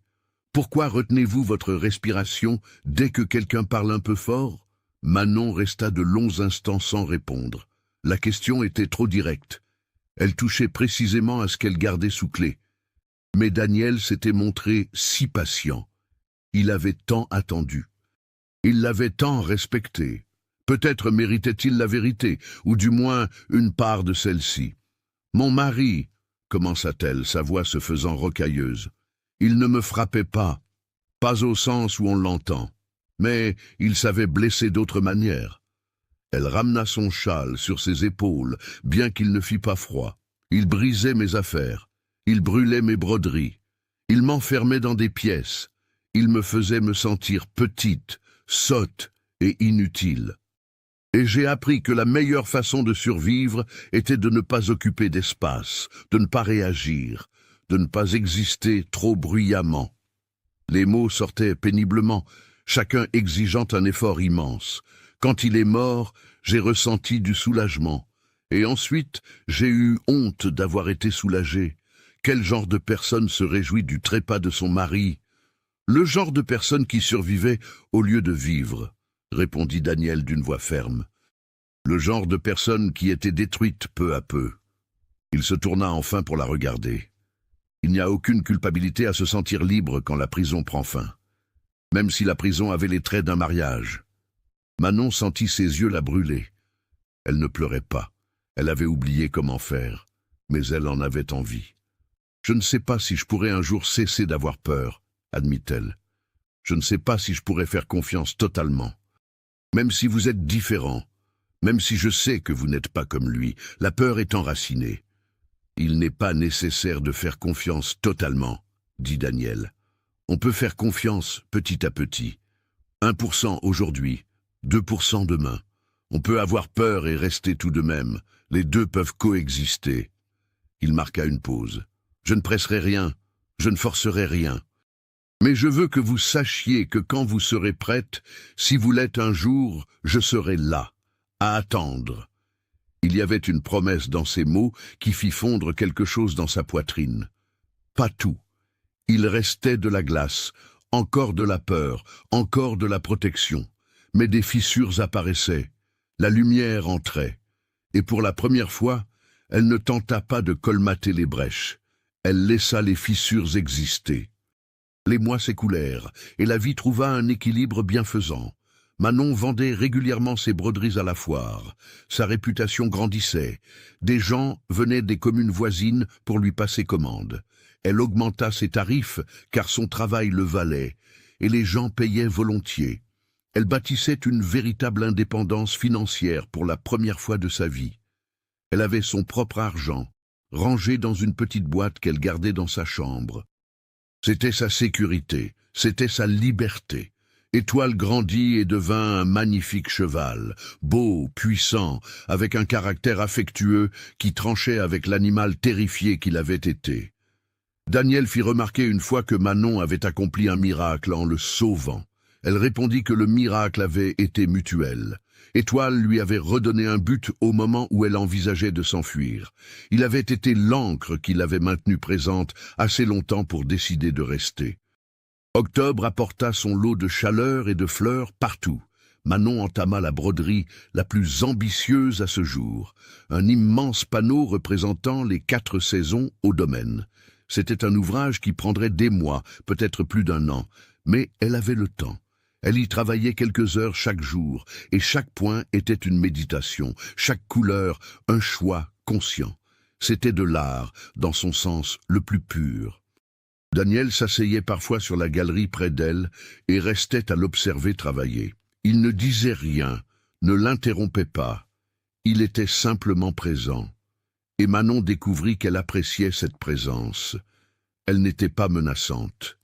Elle était réconfortante. Il était bon d'avoir quelqu'un là, partageant l'espace, sans rien exiger d'autre que la compagnie. Un après-midi, il demanda s'il pouvait essayer d'apprendre. Il dit avoir toujours trouvé fascinant de voir quelque chose d'aussi complexe naître de gestes aussi simples. Manon hésita, puis accepta. Elle lui apprit à enfiler une aiguille, à faire le point de base. Ses doigts étaient grands, habitué aux travaux de force, et ses premiers points furent gauches. Il rit de lui-même, et elle se surprit à rire aussi. Un rire véritable, pas seulement un sourire de politesse. C'était un son qu'elle n'avait pas produit depuis des années, et quand elle s'en rendit compte, elle fut étonnée de la légèreté qu'elle ressentait. Ils passèrent l'après-midi ainsi, elle corrigeant sa technique, lui faisant des essais de plus en plus réussis. À la fin, il avait brodé une ligne tremblée avec de petites fleurs disproportionnées.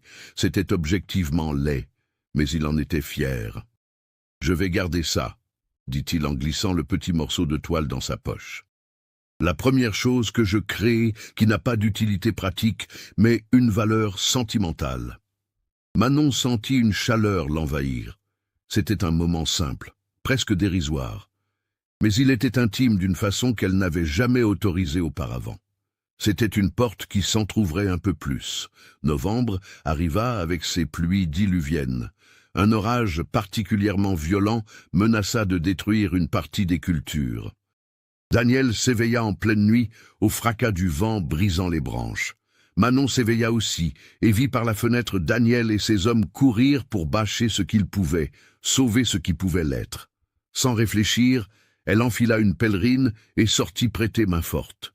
La pluie était glaciale, le vent soufflait en rafales et le labeur était harassant. Ils passèrent des heures à arrimer des bâches, à déplacer des outils, tentant de protéger des mois de travail.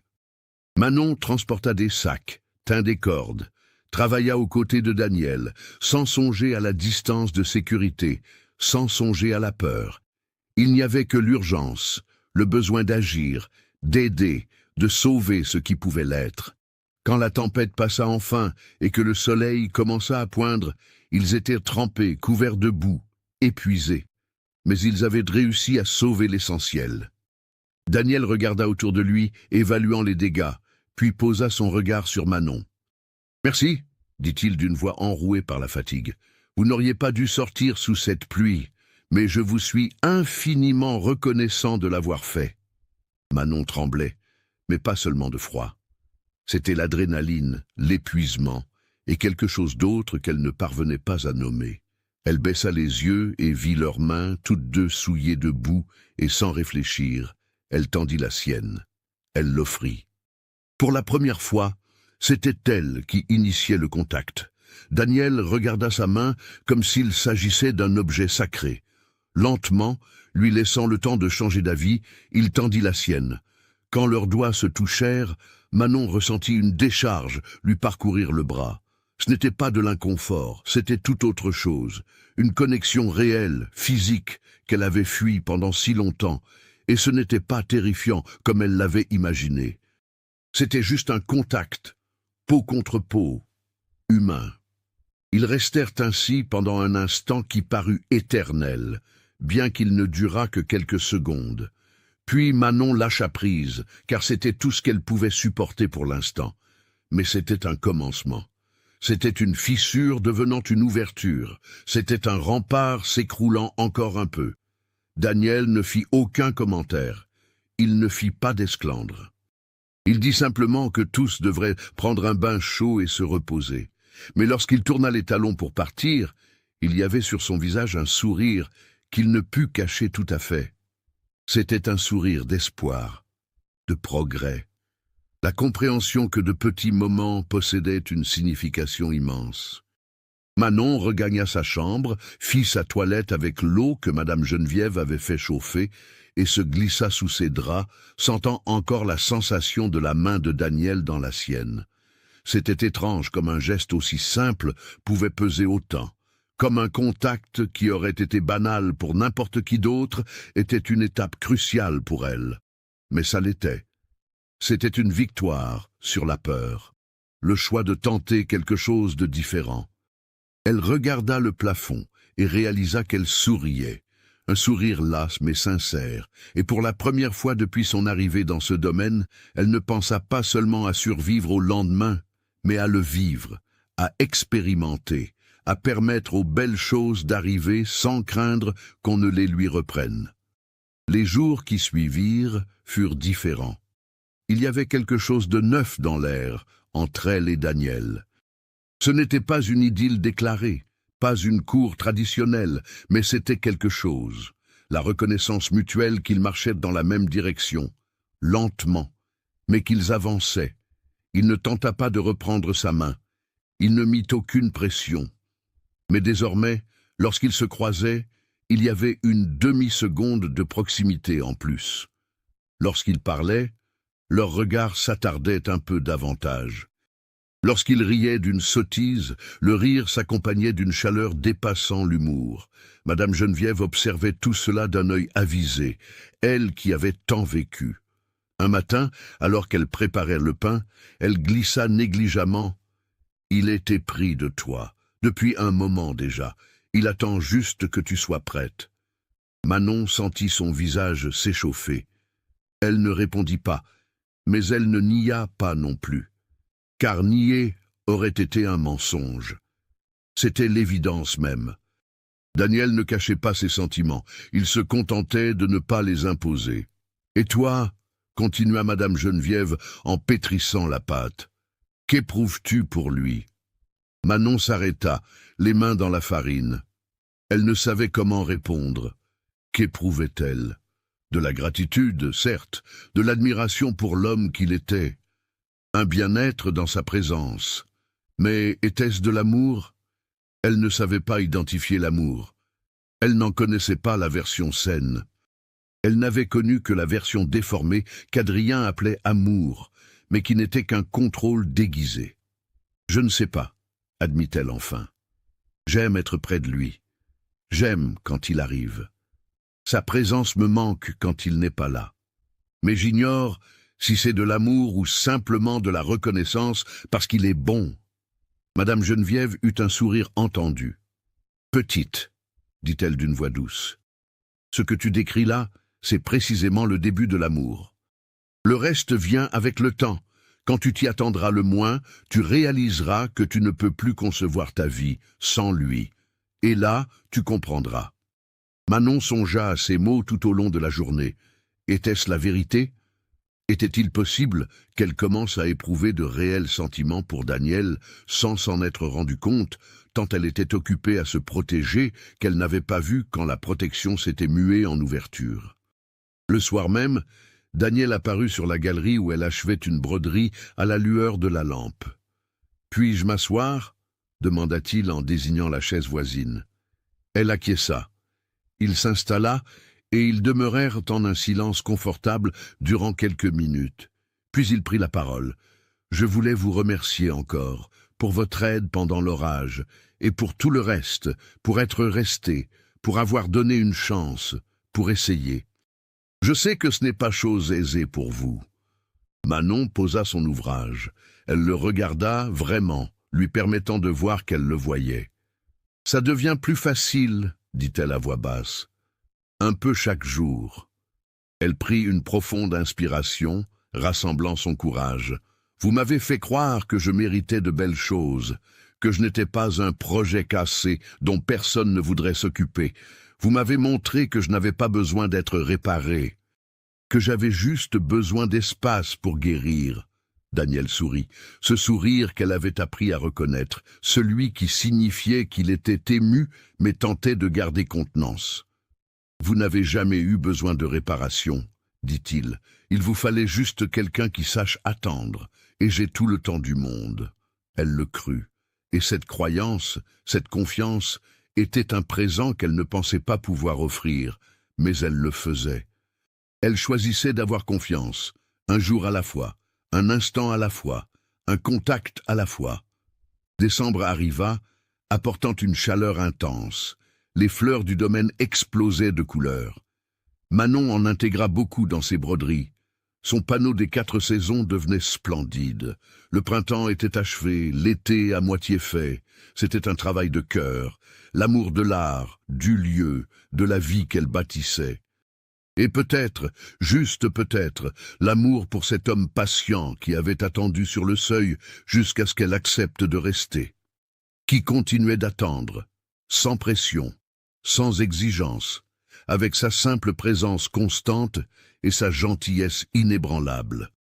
Qui l'avait vue briser et n'avait pas cherché à la recoller, lui offrant seulement un refuge pour qu'elle se reconstruise à son propre rythme.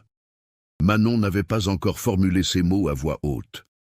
Elle ne se l'était pas encore tout à fait avouée, mais la graine était semée, et comme tout ce qui poussait sur ce domaine, elle avait juste besoin de temps, de patience et de soins constants pour s'épanouir totalement. L'été avança, étirant ses journées et réchauffant ses nuits. Le domaine était au fait de sa production, tout était vert et vibrant. Manon s'éveillait tôt chaque jour, non par obligation, mais par désir. Il y avait un plaisir à voir le soleil se lever sur les collines, à prendre le café avec Madame Geneviève en planifiant la journée, à s'asseoir sur la galerie avec ses broderies et laisser le temps s'écouler sans hâte. Daniel gardait son rythme de travail soutenu. Il veillait sur le bétail, réparait les clôtures, supervisait les moissons, mais il trouvait toujours des moments pour apparaître là où Manon se trouvait. Il apportait de l'eau fraîche quand la chaleur pesait. Il commentait une fleur nouvelle, qu'il avait remarquée et qu'il jugeait digne d'elle. Il s'asseyait à ses côtés dans un silence confortable lorsqu'il disposait de quelques minutes. Ce n'était pas de grands gestes, c'étaient de petites présences constantes qui bâtissaient un édifice plus vaste. La broderie des 4 saisons progressait bien. Le printemps et l'été étaient finis, l'automne commençait à prendre forme. Manon y travaillait quelques heures quotidiennement, mais elle honorait aussi les commandes qui assuraient ses revenus. Sa renommée s'était étendue dans toute la région. Des gens venaient de loin solliciter ses ouvrages. Elle avait une liste d'attente de plusieurs mois. C'était un succès qu'elle avait bâti de ses propres mains au sens littéral, et cela lui procurait une satisfaction profonde qu'aucun éloge extérieur n'aurait pu égaler. Un après-midi de janvier, Manon était à l'écurie avec Étoile, quand elle perçut un mouvement inhabituel à l'entrée du domaine. C'était un équipage qu'elle ne reconnaissait pas. Un homme élégant en descendit et demanda à parler à Daniel. Elle resta à observer de loin, un mélange de curiosité et d'appréhension qui surgissait encore face au changement de routine. Daniel discuta avec l'homme quelques minutes, puis appela Manon. « Voici Monsieur Auguste », expliqua-t-il. « Il possède une boutique d'articles de luxe à Limoges et a entendu parler de votre travail. Il souhaite vous faire une proposition. » L'homme salua Manon avec déférence, sans tenter de lui serrer la main, s'inclinant simplement. Il expliqua chercher des artisans de qualité pour fournir sa boutique. Il avait vu certaines de ses pièces chez des connaissances et avait été impressionné. Il voulait lui commander régulièrement des broderies, paierait un prix juste et lui accorderait le crédit qui lui revenait. C'était une opportunité immense, plus grande que tout ce qu'elle avait envisagé. Manon demanda un temps de réflexion. L'homme dit qu'il reviendrait la semaine suivante pour la réponse. Lorsqu'il fut parti, Manon resta pensive. Daniel s'approcha doucement. « À quoi pensez-vous » demanda-t-il. « Je pense que c'est trop grand pour moi, » admit-elle. « Et si j'accepte, je devrais produire bien plus. Ce sera un travail à plein temps. Il ne restera plus de temps pour grand-chose d'autre. » Elle le regarda. « Je ne sais pas si je suis prête pour cela. » Daniel resta silencieux un instant, puis répondit avec précaution. « Je pense que vous l'êtes plus que vous ne le croyez. Mais vous n'avez pas à décider seul. Je peux vous aider. Nous pourrions embaucher quelqu'un pour s'occuper des parties les plus simples. Vous feriez le travail de précision, vous apprendriez à quelqu'un d'autre les finitions. On diviserait la tâche. » C'était une idée pragmatique qu'elle n'avait pas considérée. Manon avait toujours œuvré seule. Mais peut-être était-il temps d'évoluer, temps de voir plus grand. Elle passa la semaine à soupeser la chose. Elle en parla à Madame Geneviève, qui se montra enthousiaste. La vieille femme dit connaître une jeune fille du village qui cherchait du travail, habile de ses mains, qui apprendrait vite. Manon accepta de la rencontrer. La jeune fille se présenta le samedi. Elle s'appelait Claire, avait 19 ans, des mains délicates et une envie sincère d'apprendre. Manon lui montra des pièces simples, lui apprit les points de base et fut surprise de la rapidité avec laquelle Claire saisissait la technique. Elle n'était pas une brodeuse née comme Manon, mais elle avait assez de compétences pour les finitions et les pièces moins complexes. Elle fut embauchée sur le champ.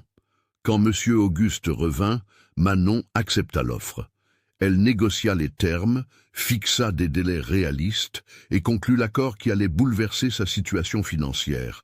Elle allait gagner en 1 mois plus qu'elle n'avait gagné en 1 année entière auparavant. C'était une indépendance véritable. Une sécurité qu'elle n'avait jamais possédée. Dans les semaines qui suivirent, une nouvelle routine s'installa. Claire venait chaque matin. Manon l'instruisait, la supervisait, la corrigeait. La jeune fille apprenait vite et produisait bientôt des pièces honorables. Elle n'avait pas l'âme des travaux de Manon, mais elle possédait la qualité nécessaire à la vente. Manon se concentrait sur les commandes spéciales, sur les pièces exigeant une technique avancée, et confiait le reste à Claire sous sa surveillance. Daniel observait tout cela avec une fierté mal dissimulée.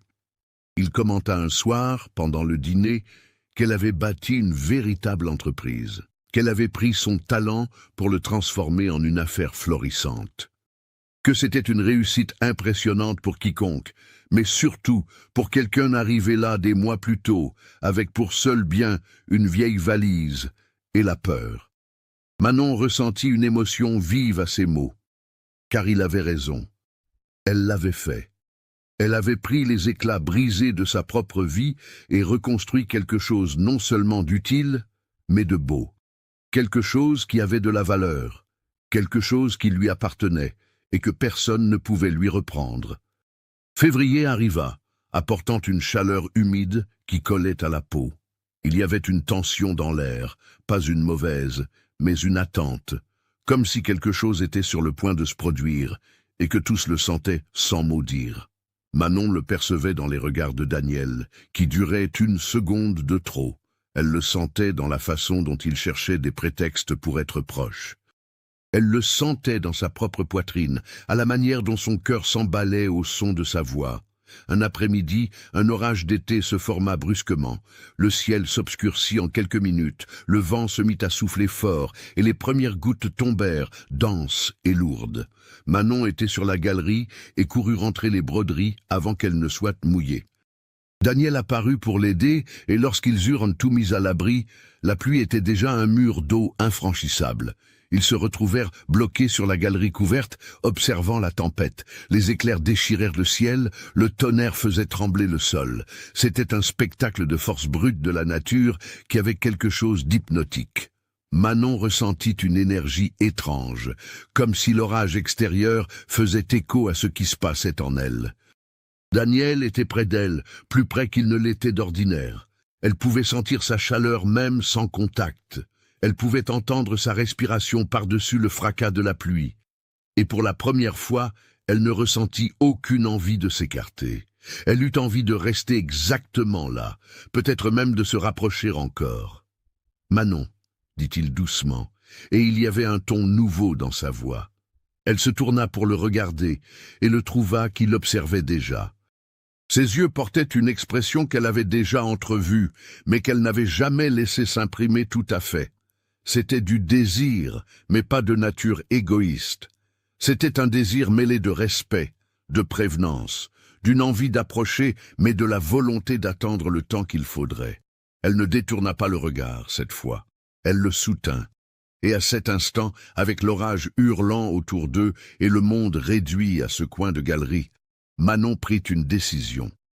Elle ne réfléchit pas, n'analysa pas, elle agit. Elle fit un petit pas vers lui, puis un autre. Daniel resta absolument immobile, respirant à peine, lui laissant le contrôle total de l'instant. Lorsqu'elle fut assez proche pour le toucher, elle leva la main lentement. Elle la posa sur le côté de son visage, sentant le grain de sa barbe, la chaleur de sa peau. Daniel ferma les yeux comme si ce contact était sacré. Elle vit sa réaction. Elle vit combien ce geste simple comptait pour lui, et quelque chose en elle se délia tout à fait. « Je vous fais confiance », dit-elle. Les premiers mots de ce genre qu'elle prononçait. « J'ai encore peur. Je ne sais pas si la peur s'en ira tout à fait un jour, mais je vous fais confiance, et je... » Elle déglutit, rassemblant son courage pour dire ce qu'elle avait découvert ces dernières semaines. « Je crois que je suis éprise de vous. » Daniel ouvrit les yeux, et ce qu'elle y vit fut tout ce dont elle avait besoin. Ce n'était pas du triomphe, ce n'était pas de la possession, c'était une joie pure mêlée de tendresse, c'était un amour réciproque, offert sans condition. « Je suis épris de vous depuis le jour où vous avez décidé de rester, » dit-il d'une voix sourde. « Depuis le jour où vous vous êtes arrêté à ce portail et avez choisi de revenir. Mais j'aurais attendu 50 ans de plus s'il l'avait fallu. J'aurais attendu toute une vie. » Elle le crut. Et dans cette croyance, dans cette confiance, elle combla la petite distance restante et posa son front contre le sien. Ce n'était pas encore un baiser, elle n'était pas prête pour cela, mais c'était une proximité qu'elle n'avait jamais accordée. C'était une intimité réelle, le choix d'être proche, de partager son espace, de laisser entrer quelqu'un. Ils restèrent ainsi jusqu'à ce que l'orage passe. Quand le soleil commença à percer les nuages, peignant tout d'or, ils se séparèrent lentement. Daniel passa son pouce délicatement sur sa joue, un geste si léger qu'il faillit ne pas exister, et sourit. « Merci », dit-il simplement, « d'avoir fait confiance, d'être resté, de m'avoir laissé vous connaître. » Manon sourit en retour. Un sourire complet qui atteignit ses yeux pour la première fois depuis des années. « Merci d'avoir attendu, » répondit-elle, « de ne pas avoir renoncé, d'avoir vu en moi quelque chose que j'avais oublié. » Cette nuit-là marqua un changement définitif. Ils ne commencèrent pas à dormir ensemble, ils ne déclarèrent pas une idylle officielle au monde, mais entre eux, il y avait une entente, un engagement tacite, un amour croissant à son propre rythme sans hâte, mais croissant fort et vrai. Les jours suivants furent différents. Il y avait des contacts désormais, subtils, mais délibérés, sa main frôlant son épaule en passant. Les doigts s'entrelaçant quelques secondes en se tendant un objet. Lui, s'asseyant plus près sur la galerie, leurs épaules se touchant pendant qu'ils discutaient. Chaque contact était négocié silencieusement, chacun respectant les limites de l'autre, tout en les repoussant avec douceur. Madame Geneviève observait tout cela avec une satisfaction manifeste. « Enfin !» murmura-t-elle un matin en les voyant rire ensemble d'une sottise. « Il était temps !» Manon l'entendit et ne nia pas. C'était vrai, il était temps. Peut-être avait-elle mis plus de temps que d'autres, mais c'était son temps à elle, et c'était juste. Si vous appréciez ce récit, n'oubliez pas d'activer la cloche et de le partager avec quelqu'un qui a aussi besoin de croire qu'il est possible de recommencer. Mars apporta des nouvelles inattendues. Madame Geneviève annonça qu'elle allait rendre visite à sa fille dans une ville lointaine. Elle allait s'absenter quelques semaines. Elle laissa des plats préparés, des instructions précises et partit, laissant Daniel et Manon seuls au domaine pour la première fois. Claire venait durant la journée pour les broderies, mais le soir, ils n'étaient que tous les deux. C'était une situation qui aurait dû effrayer Manon. Des mois plus tôt, cela l'aurait terrifiée. Mais à présent, c'était juste différent. Ils dînaient ensemble, seuls à la grande table. Ils parlaient de tout. Des projets pour le domaine, des idées pour l'affaire de broderie, des souvenirs d'enfance, des rêves d'avenir. Leurs échanges devinrent plus profonds. Manon commença à parler d'Adrien. Pas de tout, pas de tous les détails, mais suffisamment. Suffisamment pour que Daniel comprenne parfaitement d'où venait sa peur. Il écouta tout sans l'interrompre. Quand elle eut fini, il lui dit simplement qu'il était désolé qu'elle ait traversé de telles épreuves. Que personne ne méritait d'être traité de la sorte, qu'elle était courageuse non seulement d'avoir survécu, mais d'avoir choisi de tenter à nouveau, de ne pas avoir laissé cette expérience définir le reste de sa vie. Ces paroles guérirent quelque chose de profond en elle, car il ne chercha pas à minimiser, il ne chercha pas à la réparer. Il ne dit pas que le passé n'avait pas d'importance. Il reconnut sa douleur, valida son expérience et honora la force qu'il lui avait fallu pour aller de l'avant. C'était exactement ce qu'elle avait besoin d'entendre. Un soir, ils étaient sur la galerie comme de coutume. Il y avait une pleine lune qui argentait tout le paysage. L'air était tiède, empli des sons nocturnes du domaine. Daniel lui prit la main, un geste devenu habituel désormais, et demanda « Puis-je vous embrasser ?» Manon sentit son cœur s'emballer. Ce n'était pas de la peur, c'était du trac mêlé d'anticipation. Elle y avait déjà pensé, elle avait déjà imaginé ce moment, mais imaginer était différent de vivre. « Vous pouvez, » dit-elle enfin, doucement. Il se pencha lentement, lui laissant le loisir de changer d'avis, de s'écarter si elle le souhaitait. Mais elle ne le souhaita pas. Elle resta immobile, les yeux clos, en attente. Quand ses lèvres effleurèrent les siennes, ce fut doux comme un pétale. Bref, respectueux, mais chargé d'une émotion intense. Lorsqu'ils se séparèrent, Daniel scruta son visage avec inquiétude.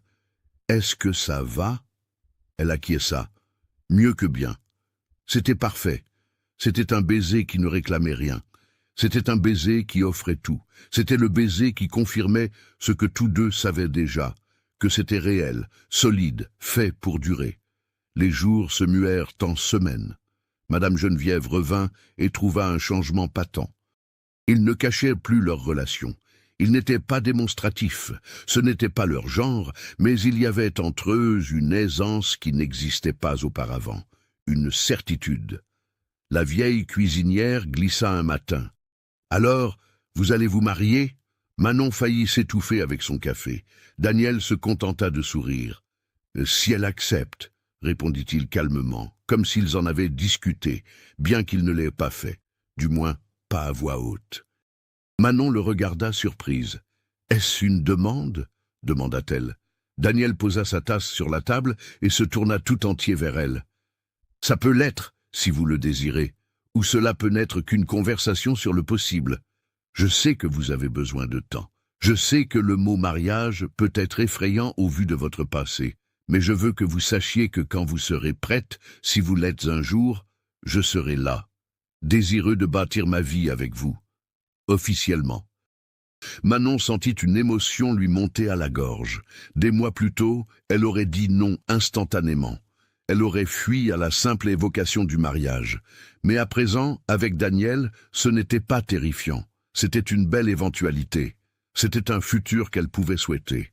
« J'ai besoin de temps, dit-elle honnêtement, mais pas beaucoup. J'ai juste besoin de m'habituer à l'idée, de réapprendre ce que le mariage peut être quand il est bon. » Il accepta cela sans hésiter. « Pas d'urgence, dit-il. À votre rythme, toujours à votre rythme. » Avril apporta des températures plus clémentes. La broderie des 4 saisons était presque achevée. Il ne manquait que les touches finales à l'hiver. Manon y travaillait avec un dévouement renouvelé, car elle avait pris sa décision.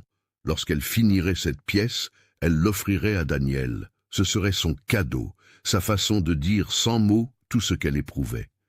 L'affaire avec la boutique de Limoges marchait exceptionnellement bien.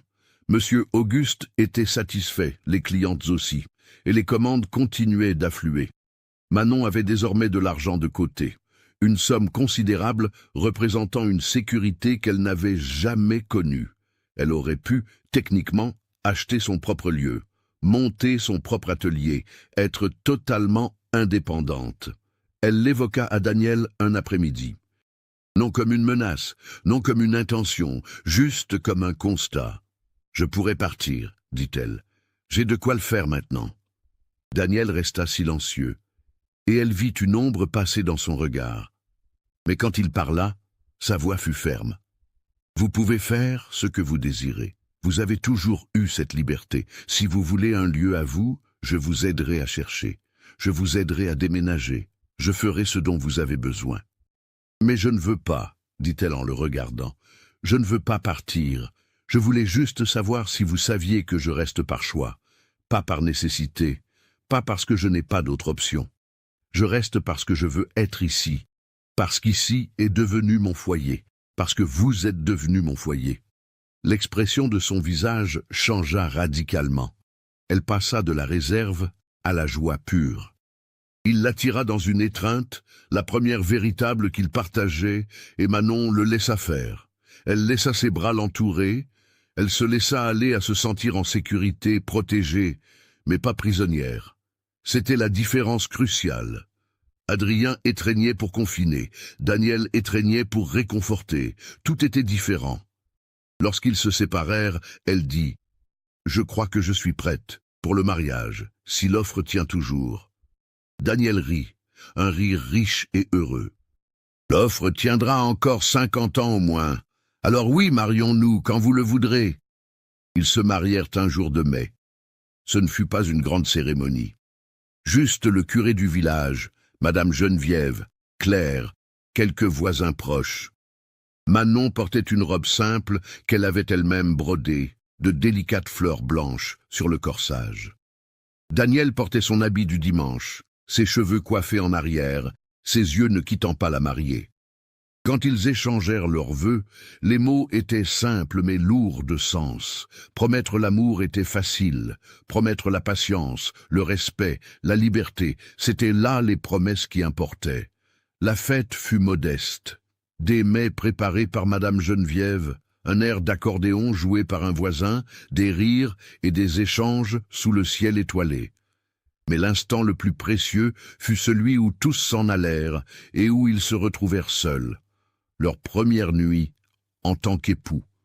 Manon était nerveuse, elle ne pouvait le nier. Il y avait de mauvais souvenirs liés à cette part du mariage. Daniel perçut sa tension. Ils étaient dans la chambre, et il marqua un arrêt avant tout geste. Il la regarda et dit « Nous ne ferons rien que vous ne souhaitiez. Nous pouvons simplement dormir, nous pouvons discuter, nous ferons ce avec quoi vous vous sentirez à l'aise. Il n'y a aucune attente, aucune obligation. » Ces paroles ôtèrent tout poids. Et sans pression, Manon découvrit qu'elle le voulait. Elle voulait cette intimité avec lui. Elle voulait réécrire cette part de sa vie avec de beaux souvenirs. Ce fut lent, ce fut délicat, ce fut tout ce que cela devait être et rien de ce qu'elle avait redouté. Et quand ils eurent fini et qu'ils restèrent allongés dans l'obscurité, les mains entrelacées, elle réalisa qu'elle avait enfin laissé le passé totalement derrière elle. Elle s'était réapproprié cette part d'elle-même. Elle avait changé la peur en quelque chose de beau. Les mois suivants furent un heureux ajustement. Apprendre à vivre en couple, partager l'espace, construire des routines communes. Il y avait parfois de petites discussions, car ils étaient humains. Et les humains ne sont pas toujours d'accord. Mais c'étaient des échanges sains. Personne ne criait, personne n'utilisait les mots comme des armes. Ils discutaient, trouvaient un terrain d'entente, allaient de l'avant. L'affaire de broderie continua de prospérer. Manon employait désormais 3 jeunes filles pour l'aider, plus seulement Claire. Elle avait son atelier installé dans l'une des dépendances du domaine. Elle avait un nom reconnu dans la région et au-delà. C'était une femme d'affaires accomplie, et chaque sou était le fruit de son propre talent et de son labeur. Daniel développa l'exploitation du domaine également. Il acheta plus de bétail, cultiva plus de terres. Ils œuvraient côte à côte, chacun sur son projet mais se soutenant sans cesse. Il l'aidait pour la comptabilité quand elle avait un doute. Elle donnait son avis sur les décisions du domaine quand il le lui demandait. Ils étaient des partenaires au sens plein du terme. Étoile grandit et devint un étalon magnifique. Manon le montait parfois, galopant à travers champs, le vent sur son visage et une sensation de liberté absolue. Daniel chevauchait à ses côtés, et ensemble ils exploraient chaque recoin de la propriété. Il y avait quelque chose de poétique dans le fait que le poulain orphelin qu'elle avait sauvé la porte désormais vers de nouveaux horizons. La boucle était bouclée. 2 ans passèrent, puis 3. La vie trouva son beau rythme. Il y avait des défis. Il y en a toujours, mais rien qu'ils ne pussent résoudre ensemble. Le domaine prospérait. L'affaire prospérait. Et plus important encore, il prospérait. Un après-midi d'automne, Manon posa le dernier point de la broderie des 4 saisons. Cela lui avait pris des années, mais c'était achevé. C'était une pièce immense, complexe, montrant le domaine sous toutes ses facettes. Le printemps aux fleurs éclatantes, l'été aux verts vibrants, l'automne aux feuilles d'or, l'hiver aux givres argentés. C'était un chef-d'œuvre, la plus belle chose qu'elle eût jamais créée. Elle l'encadra et l'accrocha dans la salle principale de la demeure. Daniel resta immobile devant longuement, contemplant l'œuvre. « Il faut signer, dit-il enfin. Une telle œuvre doit porter le nom de l'artiste. » Manon broda ses initiales dans un coin, discrètement. M.A.S. Manon André Simon. Elle avait conservé son nom de jeune fille comme part de son identité, en y adjoignant le sien par choix. C'était le symbole parfait de ce qu'elle était devenue, quelqu'un honorant ses origines tout en embrassant son présent. Les années continuèrent de défiler. 4, 5, 6. Les cheveux de Daniel commencèrent à grisonner aux tempes. Manon avait de fines ridules au coin des yeux à force de sourire. Madame Geneviève se fit plus lente, mais continua de régner sur la cuisine d'une main ferme. Le domaine resta productif. L'atelier resta florissant. Et ils restèrent amoureux. Pas de la passion explosive des débuts, mais de cet amour profond et constant qui avait été éprouvé par le temps et était demeuré inébranlable. Un amour né du choix quotidien d'être ensemble, de se soutenir, de grandir l'un près de l'autre. Un soir, 10 ans après le jour où Manon était arrivée avec sa vieille valise et son cœur brisé, il se trouvait sur la galerie, à regarder les étoiles, comme tant de fois auparavant. Elle était blottie contre lui, la tête sur son épaule, sereine et en sécurité. « Regrettez-vous » demanda-t-elle soudain. « D'avoir attendu si longtemps ? D'avoir consacré tant de temps à quelqu'un d'aussi complexe ?» Daniel rit doucement. « Pas une seule seconde, » répondit-il en embrassant le sommet de sa tête. « Vous n'étiez pas complexe, vous étiez prudente, et vous en aviez parfaitement le droit. » Il prit sa main, entrelala ses doigts aux siens. « Chaque jour d'attente a valu chacun des années que nous vivons aujourd'hui. Je recommencerai tout exactement de la même manière. » Manon sourit dans l'obscurité. Elle le croyait. Après tout, après toutes les épreuves, les défis et les doutes, elle avait appris à croire. Elle avait appris que l'amour véritable était patient, qu'il était bienveillant, qu'il était incapable de blesser, qu'il valait la peine d'attendre la bonne personne, car lorsqu'on la trouvait, chaque seconde d'attente se muait en éternelle gratitude. « Je vous aime », dit-elle. Des mots qu'elle prononçait quotidiennement désormais, mais qui ne perdaient jamais leur poids. Je vous aime pour avoir attendu, pour avoir vu en moi quelqu'un qui méritait cette attente, pour m'avoir laissé venir à vous à mon propre rythme. Je vous aime, répondit-il comme toujours, pour être revenu, pour avoir choisi de rester, pour m'avoir laissé vous aimer comme vous méritiez de l'être depuis toujours.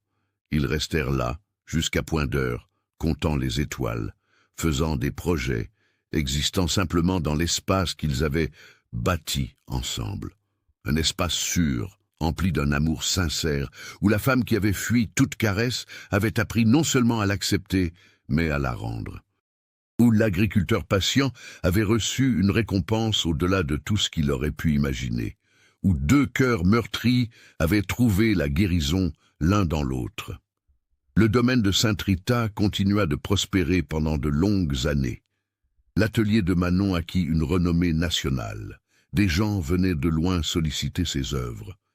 Elle forma des dizaines de jeunes filles au fil des ans, transmettant son savoir, créant des opportunités pour d'autres femmes comme on lui en avait offert une. Daniel resta exactement celui qu'il avait toujours été. Un homme de bien, travailleur, patient, qui s'éveillait chaque jour reconnaissant d'avoir à ses côtés la femme qu'il aimait, qui n'avait jamais regretté d'avoir attendu sur le seuil, qui savait que les plus belles choses de la vie ne s'obtiennent pas facilement, mais qu'elles arrivent à point quand on a la patience d'attendre. Madame Geneviève vécut jusqu'à un âge fort avancé, voyant tout ce qu'elle avait aidé à construire s'épanouir. Elle disait toujours avoir vu beaucoup d'amour dans sa vie, mais peu d'aussi vrai que celui de Daniel et Manon. Peu d'amour bâti sur une base aussi solide de respect mutuel et de patience authentique. Étoile vécut une longue vie de cheval. Lorsqu'il finit par s'éteindre de vieillesse, il fut enterré dans un bel endroit du domaine, près de son lieu de naissance. Manon pleura la perte de l'animal qui avait été son miroir et son compagnon. Mais elle pleura aussi de gratitude, car sauver Étoile avait été la première chose qui lui avait donné l'envie de rester. Cela avait été le commencement de tout ce qui suivit. 15 ans après ce mois de mars 1923 où Manon était arrivée, le domaine avait un autre visage. Plus de bâtiments, plus de monde, plus de vie. Mais l'essence demeurait la même. C'était une terre de recommencement. Un lieu où une femme brisée avait trouvé l'espace pour guérir. Un lieu où un amour patient avait prouvé être plus fort que toutes les peurs. Manon avait désormais 42 ans. Elle brodait encore, moins par nécessité que par plaisir. Elle avait délégué l'essentiel de l'affaire aux jeunes filles qu'elle avait formées. Elle passait plus de temps à simplement vivre, savourant chaque jour, ne tenant jamais pour acquise la paix qu'elle avait trouvée. Daniel en avait 53, les cheveux plus blancs que noirs à présent, mais ses yeux gardaient la même douceur éternelle. Il se levait toujours tôt, apportait toujours des fleurs parfois, et regardait toujours son épouse comme s'il s'agissait du trésor le plus précieux au monde. Car pour lui, elle l'était. Un après-midi de printemps, assis sur la galerie où ils avaient passé tant d'heures au fil des ans, Manon glissa « Vous m'avez sauvé la vie, vous le savez ?» Daniel secoua la tête. « Non, dit-il. J'ai seulement offert l'espace. C'est vous qui avez sauvé votre propre vie. C'est vous qui avez choisi de revenir. C'est vous qui avez fait le travail de guérison.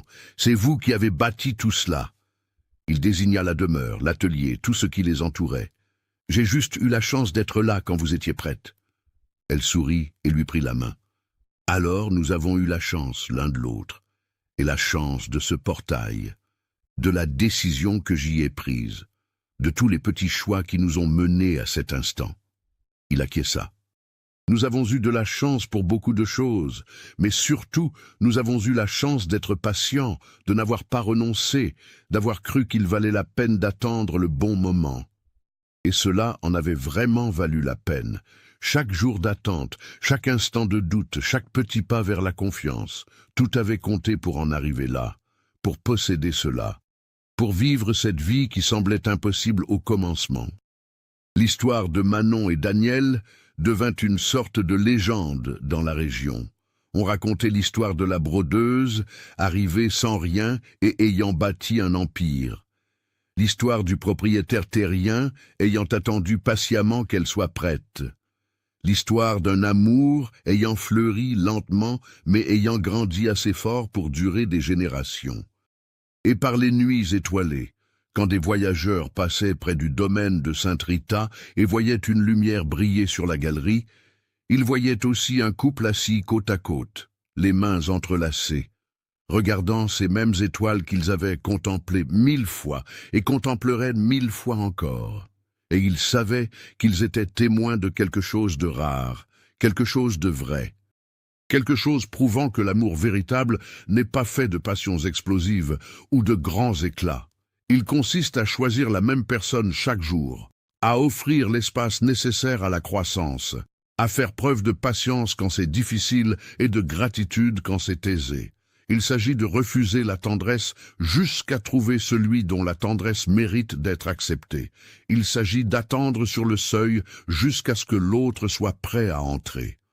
Il s'agit de bâtir sa vie ensemble, pierre après pierre, point après point, jour après jour. Et finalement, il s'agit de regarder en arrière et de savoir que chaque instant de lutte en valait la peine pour en arriver là, pour posséder cela.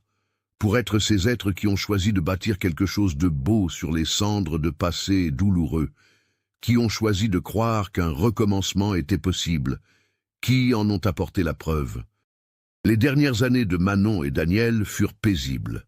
Ils vieillirent ensemble comme ils avaient toujours tout fait, côte à côte, se soutenant l'un l'autre, trouvant la joie dans les choses simples. Un lever de soleil, une tasse de café partagée, le bruit de la pluie sur les tuiles, leurs mains entrelacées pendant leur sommeil. Le legs qu'ils laissèrent fut plus vaste qu'un domaine prospère ou qu'une affaire florissante. Ce fut un exemple. La preuve vivante que des êtres brisés peuvent guérir lorsqu'ils trouvent un refuge sûr, que l'amour véritable est patient, bienveillant, incapable de blesser, qu'il vaut la peine d'attendre la bonne personne, car lorsqu'on la rencontre, chaque seconde d'attente se change en une éternelle gratitude. Le portail où Manon était restée immobile en cette nuit cruciale demeura en place. Elle ne laissa jamais Daniel le remplacer, même quand le bois commença à dépérir. Elle disait que ce portail avait été le témoin de la décision la plus importante de sa vie. Il méritait d'être honoré. Alors Daniel le renforça, le répara, le maintint debout. Et il resta là, symbole muet d'un choix, d'un courage, de tout ce qui peut advenir quand on décide de rester au lieu de fuir. Et si vous passez par là aujourd'hui, des décennies après que tout cela a commencé, vous trouverez encore ce portail, vous ressentirez encore le poids de la décision qui y fut prise. Vous pourrez encore imaginer une jeune femme debout, sa valise à la main, le cœur brisé, tentant de choisir entre la sécurité de la peur connue et le risque d'un amour inconnu. Et vous saurez qu'elle a fait le bon choix, qu'elle est revenue, qu'elle est restée, qu'elle a bâti une vie dépassant tout ce qu'elle aurait pu rêver, qu'elle a trouvé l'homme dont l'amour était précisément celui dont les chansons parlent, mais que peu de gens rencontrent vraiment. Et qu'elle a prouvé, sans l'ombre d'un doute, qu'il est possible de recommencer, peu importe combien vous êtes brisé, peu importe le nombre de remparts que vous avez bâtis. Quand vous trouvez la bonne personne, prête à attendre, prête à respecter votre rythme, prête à vous aimer exactement tel que vous êtes, tout en vous laissant l'espace pour devenir qui vous souhaitez être. Alors, la magie opère. Et toute la peur, toute la douleur, tous les moments sombres du passé deviennent un écrin qui rend le présent plus précieux encore. Ils deviennent une histoire qui vaut la peine d'être contée. Un exemple qui vaut la peine d'être suivi. La preuve que l'amour véritable existe, qu'il triomphe de toutes les craintes et qu'il vaut chaque seconde d'attente.